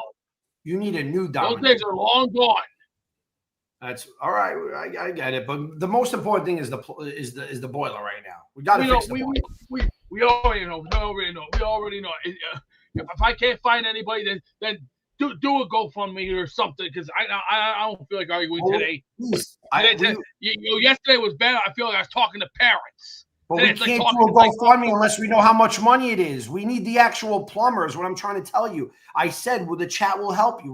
There's a bunch of. We got Cisco. We'll buy you a boiler tonight. Well, it has to be an installment. It has to be installed because then you have to. Beast, you think I don't know? No one has to go. I just need the plumber's number that's installing it in your house so I can speak with him and handle this shit. 1, 2, 3. I told you. Let me talk to my one guy, Andrew, who's not too far from here. I'll have to stop by the house and give him a talking to and see what I can come up with. If I don't get anything, I'll see what I can do for you. And then if I don't get anything, then we're just gonna have to do a GoFundMe because It's called I have no other reasonable other ultimatum than just to We're gonna take care of it, Beast. Come down to a GoFundMe, then It's not a GoFundMe. It's the Asmaniac meetup madness over here. Don't worry about it. It's called a Venmo, Beast, like the one I sent you from Yes, yesterday. I know that. I told you we would handle it. Hopefully the plumber's name ain't Dominique. No shit. We'll figure that out. But she's a certified freak. Tomorrow night, Knicks in 4, and we're gonna send those bastard Phillies right out of the playoffs. And who's ever coming our way, your asses are gonna get branded 1, 2, 3, and so fast your asses will be nice and big. It will say Knicks dominate your ass. What do you need? You know I'm not in a good mood today. I already took a diarrhea dump, and my back's killing me. Does anybody else need anything? The man has revolutionized diarrhea. Jake, I almost Ubered him to the hospital last night. That's just a typical, Friday evening though for Beast. When he was going like this, I was like, "Oh no, I can't watch this right now." While I'm watching the Knicks, if it's a day that ends in Y, he goes like this. It's what he does. Been doing this for a year and a half already. Right now, I'm like, "B, send me your address right now. I'll send an Uber there. It'll bring you to the hospital, and we'll just handle this shit." I don't know, man. I'm trying to help the guy out. It's been tough. It's been tough.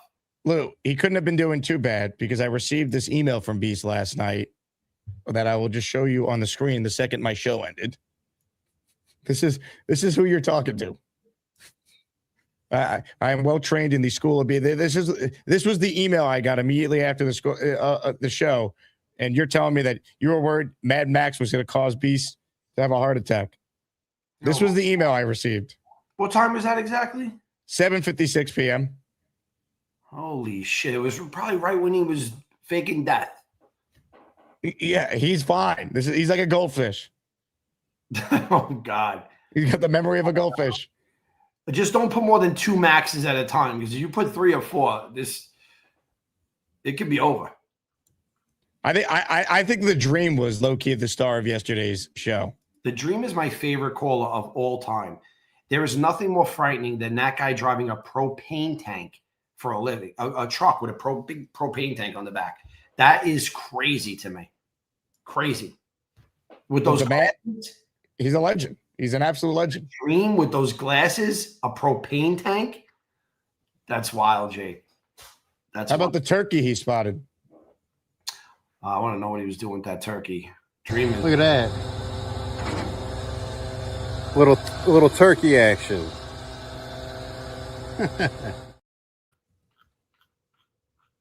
Dream is one time, man. I love the Dream. I could just listen to that guy. He is incredible. I hope he comes to the meetup.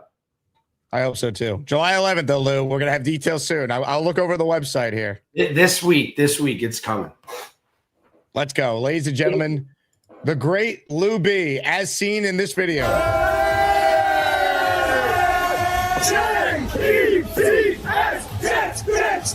Let's go. Every time I tell myself, I'll do only an hour today. I won't go 2 hours. I already had an hour at 37 minutes, and we haven't even done the raffle yet. So reminder, I'm going to finalize counting these names. We got 4 signed items for the weekly raffle. Vinny T jersey, Boomer Esiason helmet, Richard Todd jersey, and Joe Namath signed helmet as our top prize. And after I give away 4 signed items, we're going to raffle away a Breece Hall jersey for anyone who entered during this specific show. If you already have Breece, you could pick Garrett. You could pick a Jet legend. So Breece or a player of your choosing raffle up for grabs. Appreciate everyone who's tuned in. Let's get to more of your calls. There's one guy who's on hold that I think this community is excited to hear from. Every time he calls in, he brings that passion. Ladies and gentlemen, Dave Brigger. He thinks that Gary needs more shots upside his head. This cowboy hates when you don't believe in achievement. Well, they call him One Punch Brigger. The moon landing was free. They call him One Punch Brigger. His claim is not too dirty. One Punch Brigger. He did Johnson's fight his ass. One Punch Brigger. Doesn't only need Jake, good afternoon. Hello, Dave. How you doing today? Oh, I'm doing well. How are you? Pretty good. You fellows love to just egg on Jason, and especially with the Beast. I call him Jason. when we speak privately. Anyway, that Mad Max drives him absolutely insane. It's crazy. It's like his Insane. kryptonite. He does not like Mad Max. He does not like him. And if that Mad Max weighs 180 pounds, I would be amazed. He can't be 180 pounds. If Beast would sit on him, that would be it. That'd be it. What do you think of Mad Max's punching form? Oh boy. I think Gary's something. He can throw a chicken throws a better punch. You know? A chicken paw. Whatever. Chicken claw. I don't know. He's not a fighter, so I don't know. But he's just a beast. He's gonna have a stroke over this guy. And I tell him, relax, man, relax. But he doesn't listen. But hopefully he gets that water heater. I don't know what the problem is, but it seems like everybody's been trying to help him. But it's got to be done. He needs a nice warm shower to calm him down. Anyway, putting all that in the rearview mirror, I'm just hoping we got a quarterback in his Klubnik. Hopefully we can do something with him. What do you think, Jake? What do you think? Well, I am cautiously optimistic. He's played a lot of football. I thought Glenn's answer the other day was notable that they like Cade. He referenced that they wanted him to get all these reps during the early portion of camp here, right? So I hope they just let him and Zappy compete for the number 2 job, and I think he could win it. I wouldn't be surprised. Well, if Gino doesn't work out, they got to put him in there once he gets 7 or 8 games in. I'm not, I don't want to see Russ coming here, man. I don't want to see it. I just think the he's washed up. He's a distraction. I mean, hopefully CBS gives him a job and they rethink this whole thing and they don't give this guy a contract. We don't need this guy, really. Didn't we have enough trouble here? We don't need any more washed up players. I mean, he's just a big distraction. Don't you think so? I mean, I know I in the chat, I see you had your opinions of him. Yeah, I don't think we should have him. Yeah, I don't think he's a bad guy. I just think it's unnecessary. I don't think we need to add Russell Wilson to this team. I don't think he's very good anymore. He hasn't been good. I don't see the purpose in bringing him in. I don't see it. I'm just hoping. I'm hoping for progress, Jake. I saw Johnny at the draft had a hat like this, so I have to get a jet symbol for it now. So Johnny outdid me with that. Did you see that the Mexican Johnny at the draft? Yeah, that was tremendous. He looked good. So it's a rainy Saturday. How's it raining in New York too? I haven't been outside yet, but it does look like it's a little miserable Saturdays. The last 2 or 3 Saturdays is miserable. Yeah, well, the weather just has not been very good, and we really aren't going to have a spring either. Like we're just going to wake up one day, it's going to just start being super hot in summer. Like we don't even get spring anymore. It's just been like straight winter. No. Well, this winter was tough. This is a tough winter, and I guess this is a result of having a really old-fashioned winter. But we need some nice warm weather. Things got to warm up. Hey, as soon as you know it, they'll be in training camp. So they'll give us a little peek. That's right. You're not wrong. So just wanted to see how everybody's doing. As Maniac Madness now over, it's going to be a lot of dryness. So you guys are putting in some of those videos, but you got to relax. Otherwise, we won't have Beast around for long if that ticker goes. a lot of rumbles between you and Mad Max that. You. I don't think that's a good rumble, Mad Max. I don't think Mad Max needs a few more years. Maybe I need a couple less, My favorite was when that video was playing yesterday and the Dream is up there and Mad Max is still on the screen and the hologram is yelling at Mad Max, but the Dream was like, wait, Dave, you're calling me a bum? He didn't understand. It was great. But I love the Dream. The Dream's something. The Dream can never get rid of those one-armed glasses. That makes his whole aura. That's it. The Dream and the one-armed glasses. And, of course, is the propane driving. Hopefully, when he's out of that truck, he's drinking. But in that truck, just be sober, man. That's why we only get the Dream on Fridays, though, when he doesn't work. That's why. Yeah, I think he's a sensible guy. He's a sensible man. So, well, listen, everybody have a great weekend. And hopefully it'll rain lets up. God bless, man. The great Dave Briga. I get more girls than you, honestly. Y'all got nothing.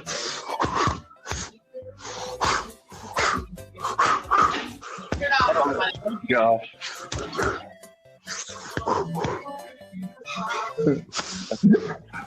You're fiction. Doing good. Let's see my boxing.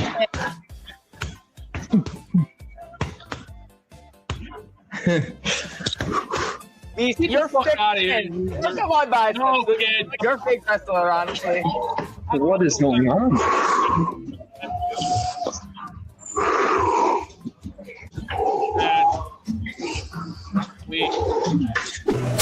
Good job. What a moment in time. Super chat from Brian Morales in the raffle for 2. We're going to be in big trouble if we get off to a bad start. We have to show full support of MetLife early. We have to have some type of home field advantage to help this young team, Jets for life. So much of that's the schedule too, though, Brian. You're right. But can the Jets get a game early in the year at home against Cleveland or the Raiders? You play the Bills early in the year, the Pats, Dolphins, their fans are going to invade. Because the Jets are not at a point where like people aren't going to try and sell their tickets. They can make a huge profit. That's just reality. The home opener will be tons of Jet fans, but last year we saw tons of Steelers fans there too.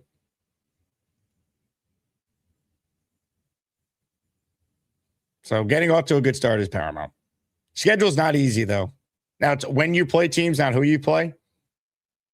Do you have a rest advantage or what's the injury situation? Week 1 can lie to you, right? The Jets look like a real offense in week 1. They sucked. So much of the type of year you have is schedule dependent. Oscar the Grouch writes in, Beast couldn't lace Max's boots, carry his bags, or touch his jockstrap. You aren't in his league, Beast. Grab your pink slip and get in line, kid. Good job. You know what I say to that? In the words of the great Vince McMahon, you're fired! Urgent! Last chance to get in here for the raffle. I am almost done counting all the names. Of course, if you entered at any point during the week, you are accounted for. We have 4 signed Jet-related items, including a Broadway Joe Namath helmet that is up for grabs. Pretty good. Nick M checking in. Super chat cuts the line. I think we should sign the Diggs bros. Wouldn't hurt to have a good number 2 so we could bring the rook on slowly. Trev picks the ball out when he plays. He might be done. I don't know. Diggs, Stephon Diggs. Does he really want to play for the Jets at this stage of his career? He's just in the Super Bowl last year with the Pats. I think if you want to add a veteran receiver, that makes sense to me. I will continue to say the 2 names I look at for that would be Keenan Allen and Tyler Lockett, who played with Geno in Seattle and with the Raiders last year. Those would be the names for me.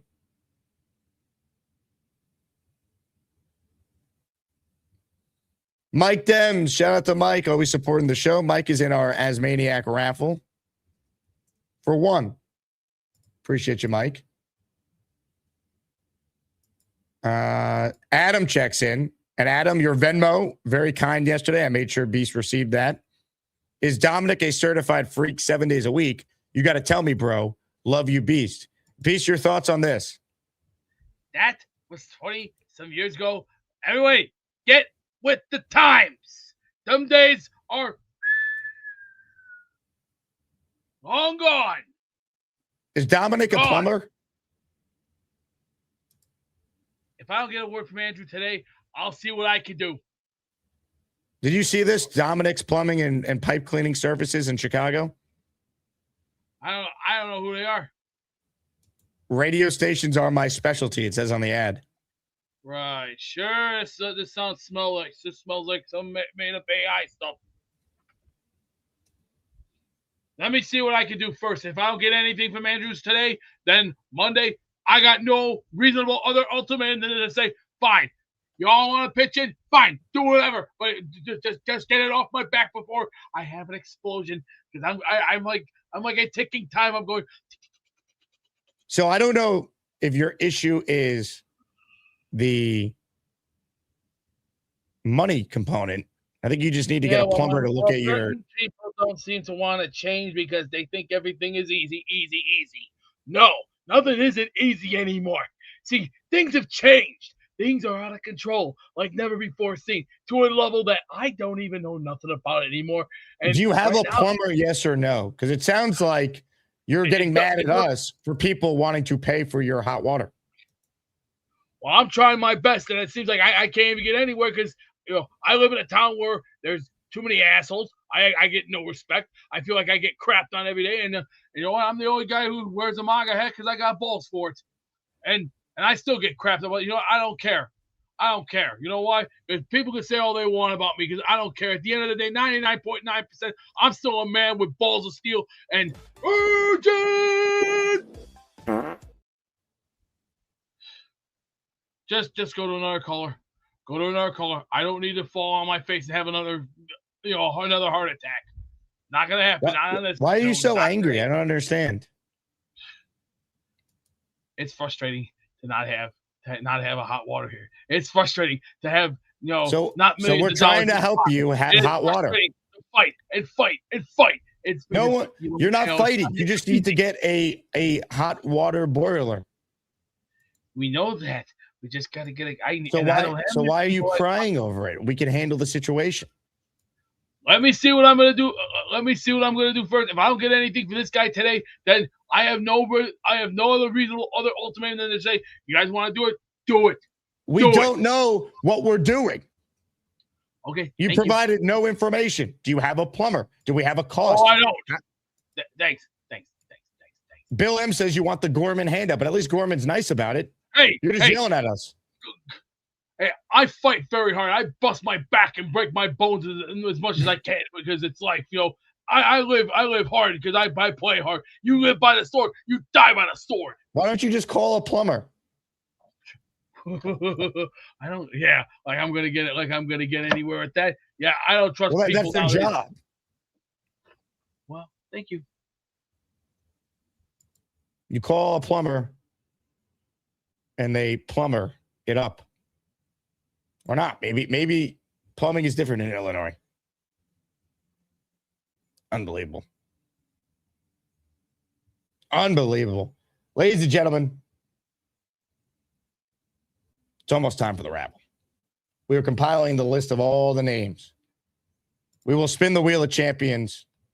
But first, we play you a short clip to allow me to have time to put together the ultimate list for this week's weekly Asmaniac Raffle. The Raffle's coming up right after this. Asmaniacs, let's go, Jets. Asmaniacs, Offseason jam. Asmaniacs, Moogee bitches. Asmaniacs, what's your superpower? Asmaniacs, we're built for this shit. Asmaniacs.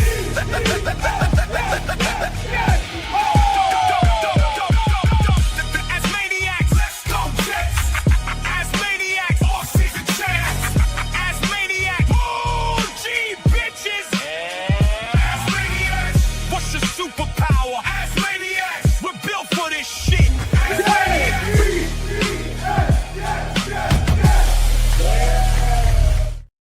All right, home stretch of the show.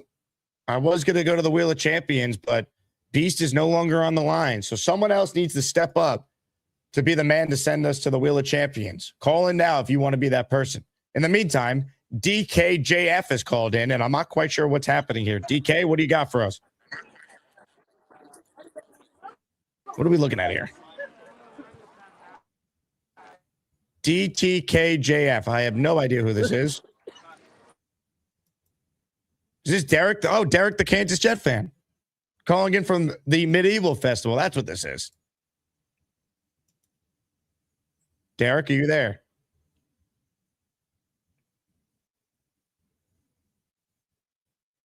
I guess not.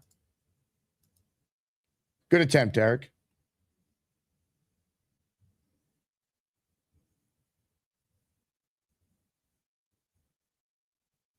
Mike says, why does B speak like Bumblebee from Transformers? I haven't seen Transformers in a while, so I don't know if that's accurate. Someone in the chat, maybe. Oscar writes, it's amazing. This guy can't say thank you, can't ask for help, can't take constructive criticism, and cries about every little problem. How the F has this guy survived in the world? Well, Oscar, what you don't understand about Beast is that the guy is a man's man. And you wouldn't understand that because you're not a man's man. And that, my friend, is the difference.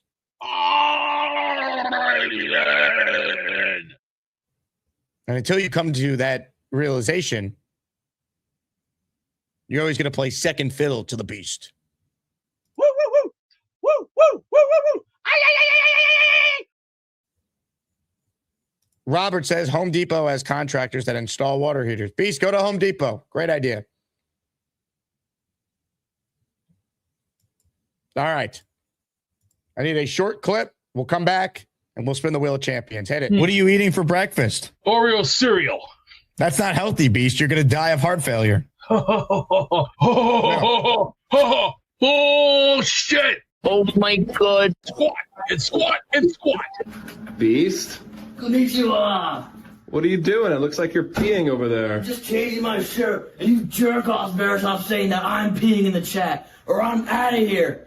Who do you think you are? I am. I'm eating Oreos brought to you by the good people at Nabrisket. And if you don't like it, you get your meal ticket and go to the back of the line. Well, is this extraordinary? Eating Oreos, they're gonna kill you. You're about as useful as a screen door on a Volkswagen.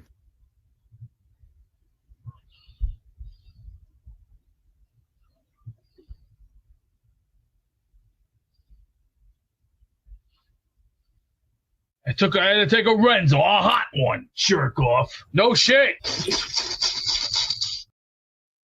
Ladies and gentlemen, are we ready for the Wheel of Champions to be spun?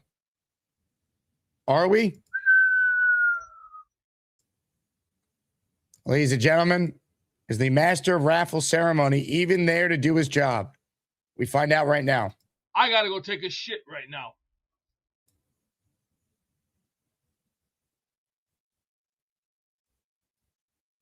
Wheel of Champions? Beast? Anyone? Is anyone alive out there? Bueller? Beast? Is anyone there? Arriba!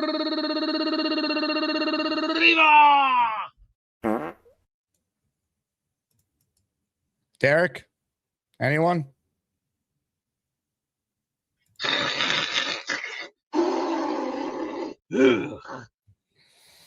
Well, this is tough. There's no one to send us to the Wheel of Champions. So, show's over. See you guys.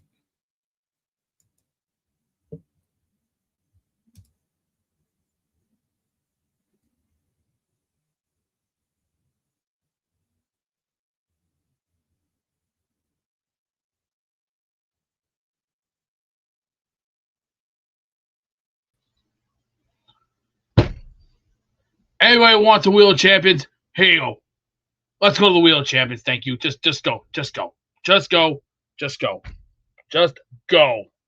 Go. Just go to the Wheel of Champions today. Please do.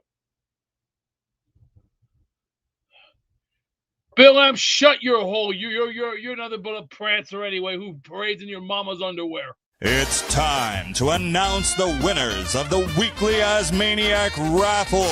Let's spin the Jake Asman Show Wheel of Champions and find out which Asmaniac is winning an epic prize. All right, we got there somehow. Ladies and gentlemen, it's time. Here we go. The Wheel of Champions. 990 names long. The names all being shuffled. Ladies and gentlemen, we will do the 4 weekly prizes first, and then we will do the prizes for the daily raffle, which is one today, a Breece Hall jersey.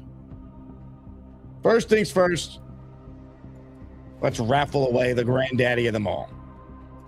Our top prize this week is a Joe Namath autographed helmet. Should you win, email me, asmanjake@gmail.com, your name and address, so I know where to send it to. Ladies and gentlemen, good luck to everyone. You can only win one prize per weekly raffle. However, you could win a daily prize and a weekly prize. So you have a chance at 2 total prizes. Here we go.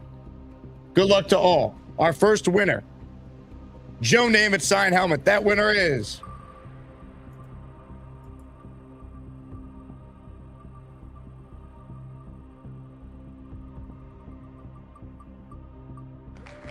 Mike Giarraputo. Hey, that's awesome. Congratulations to Mike. Well deserved.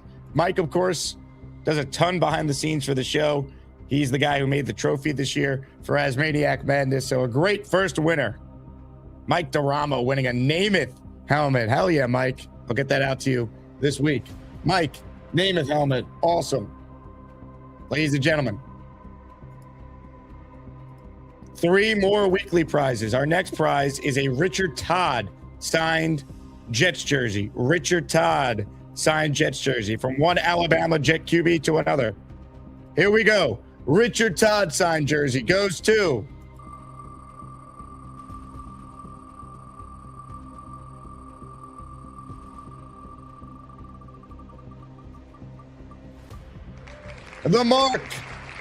Mark, who had a monster day yesterday, is our second winner. Mark, shoot me an email, asmanjake@gmail.com, and I will do my best to get that out to you this week as well. All right, we still have 2 more weekly prizes. Shuffle the names again. This next Jet-related prize is a signed helmet by Boomer Esiason, Long Island's own. Ladies and gentlemen, the winner is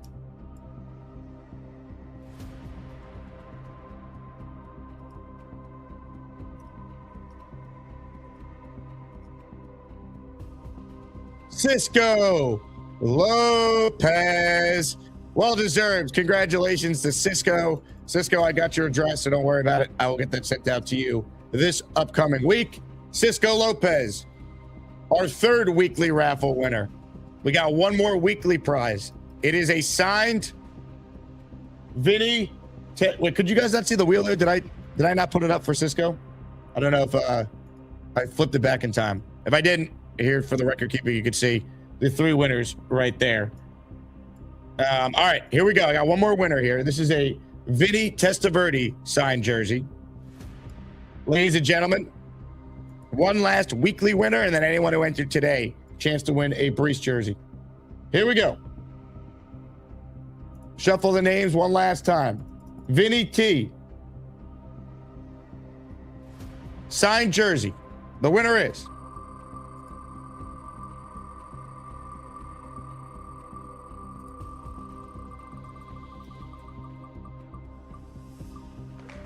Seth Martinez. Hey, congratulations, Seth. Well deserved. Appreciate all of Seth's memberships on this show. So our winners, again, as follow. The following Asmaniacs won prizes: Seth, Vinny T jersey, Boomer helmet, Cisco, Richard Todd jersey, the Mark, Broadway Joe helmet, Mike Giarraputo. Those are the 4 weekly raffle winners. We have a Breece Hall jersey to raffle away.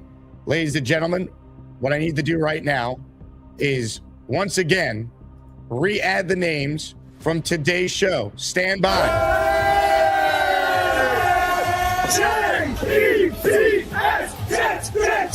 Let's go. These are the names I'm going to enter from just today's Saturday soiree. So we're going to put them on the wheel. I've added them to the wheel.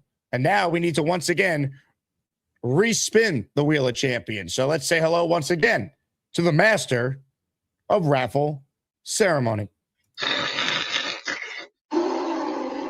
This is the final wheel. Let's get 1 more spin, 1 more look, and we're gonna get ourselves 1 last bust. Let's see who gets this wheel, and let's see who gets the winning run. Whammo!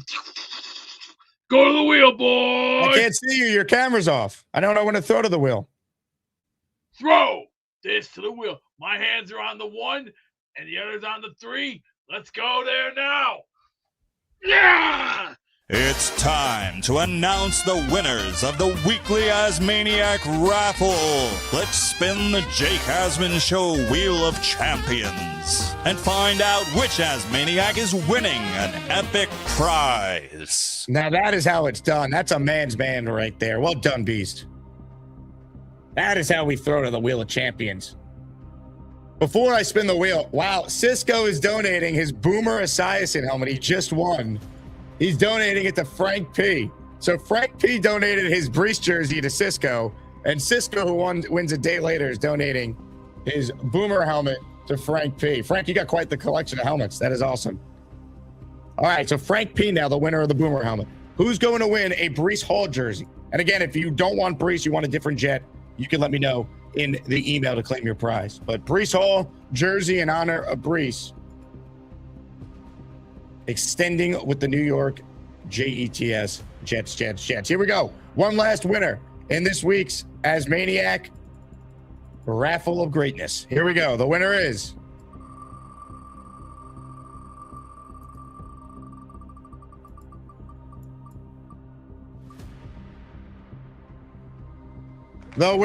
Brian Morales. That's our guy, Chef Brian, who won a Breece jersey. Brian, congratulations. Shoot me a note, and I will make sure that we get you your jersey. Let me know the player you want, the size you want it in, your full name and address, and we'll get it ordered for you this weekend. Congrats to Brian on the Breece jersey. So again, our winners in this week's Asmaniac Weekly Raffle: Mike Duramo, The Mark, Frank P., Seth Martinez, and Brian Morales. They are our 5 winners on today's Saturday show. Let's go.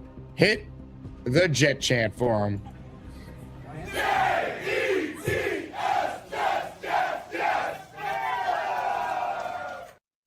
Fun show, awesome week. Happy Mother's Day to all the moms out there. No show tomorrow, but I will be posting some content on the channel to hold you guys over. We're back at it on Monday. We'll fully recap Jets rookie mini camp. Sabo's been there. Faria has been there. So we'll bring some people on who actually saw these rookies out there on the field and get some up-close takeaways from what went down at One Jets Drive. You guys are the absolute best. Let's go Knicks. Sweep the Sixers tomorrow. Again, shout out to this community, man. No other show can produce the content we can produce in the month of May, quite like the Asmaniac community can. So you guys are the best. We will see you on Monday, unless the Jets extend Joe Tittman tomorrow. Then we'll do a Mother's Day show. Who knows? Anyway, you guys are awesome. Thanks for watching. JETS, Jets. I leave you with a blast from the past. Sit back and watch. Sit back and enjoy. Let's go, Jets. Shout out to all the incredible Asmaniacs who joined us for an awesome evening of eating, drinking, talking Jets, and a heck of a lot more. It was so great to see so many of you again and meet so many of you for the first time. I also would like to shout out to our guy Neil in Garden City for leading the Jet chant last night. Is Brock Purdy going to run for his life on the opener? He's going to die. Let's go.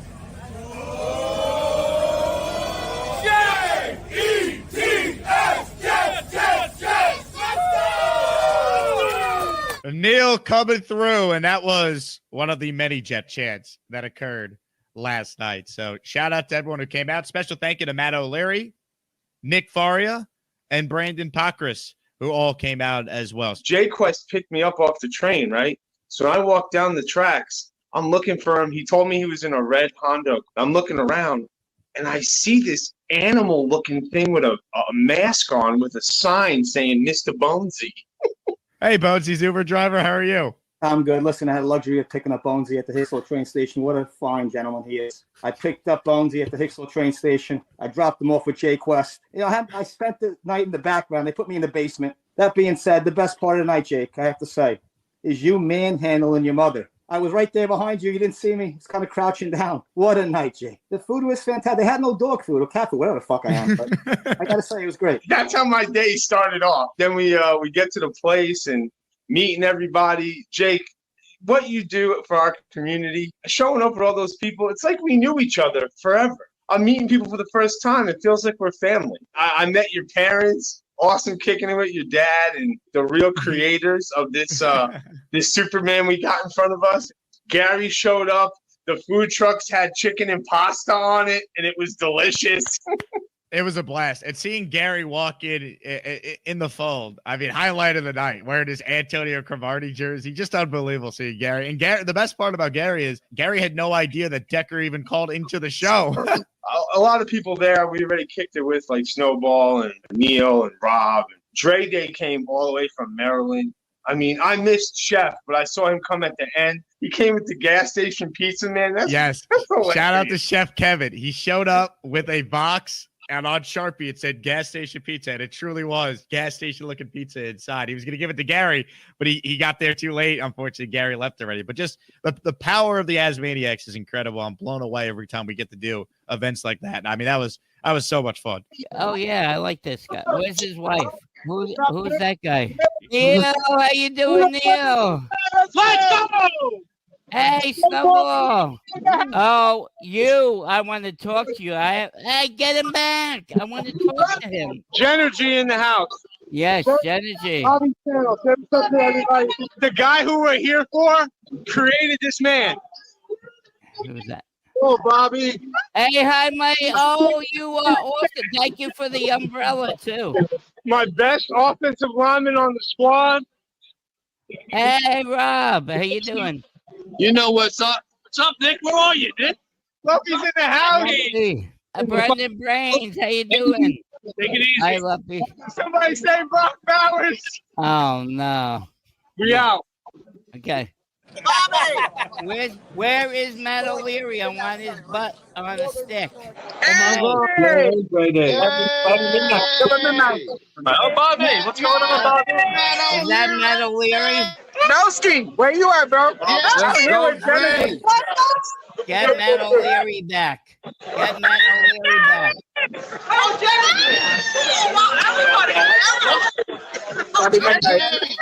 Bobby Midnight Show, everybody. Show that never ends. It just continues.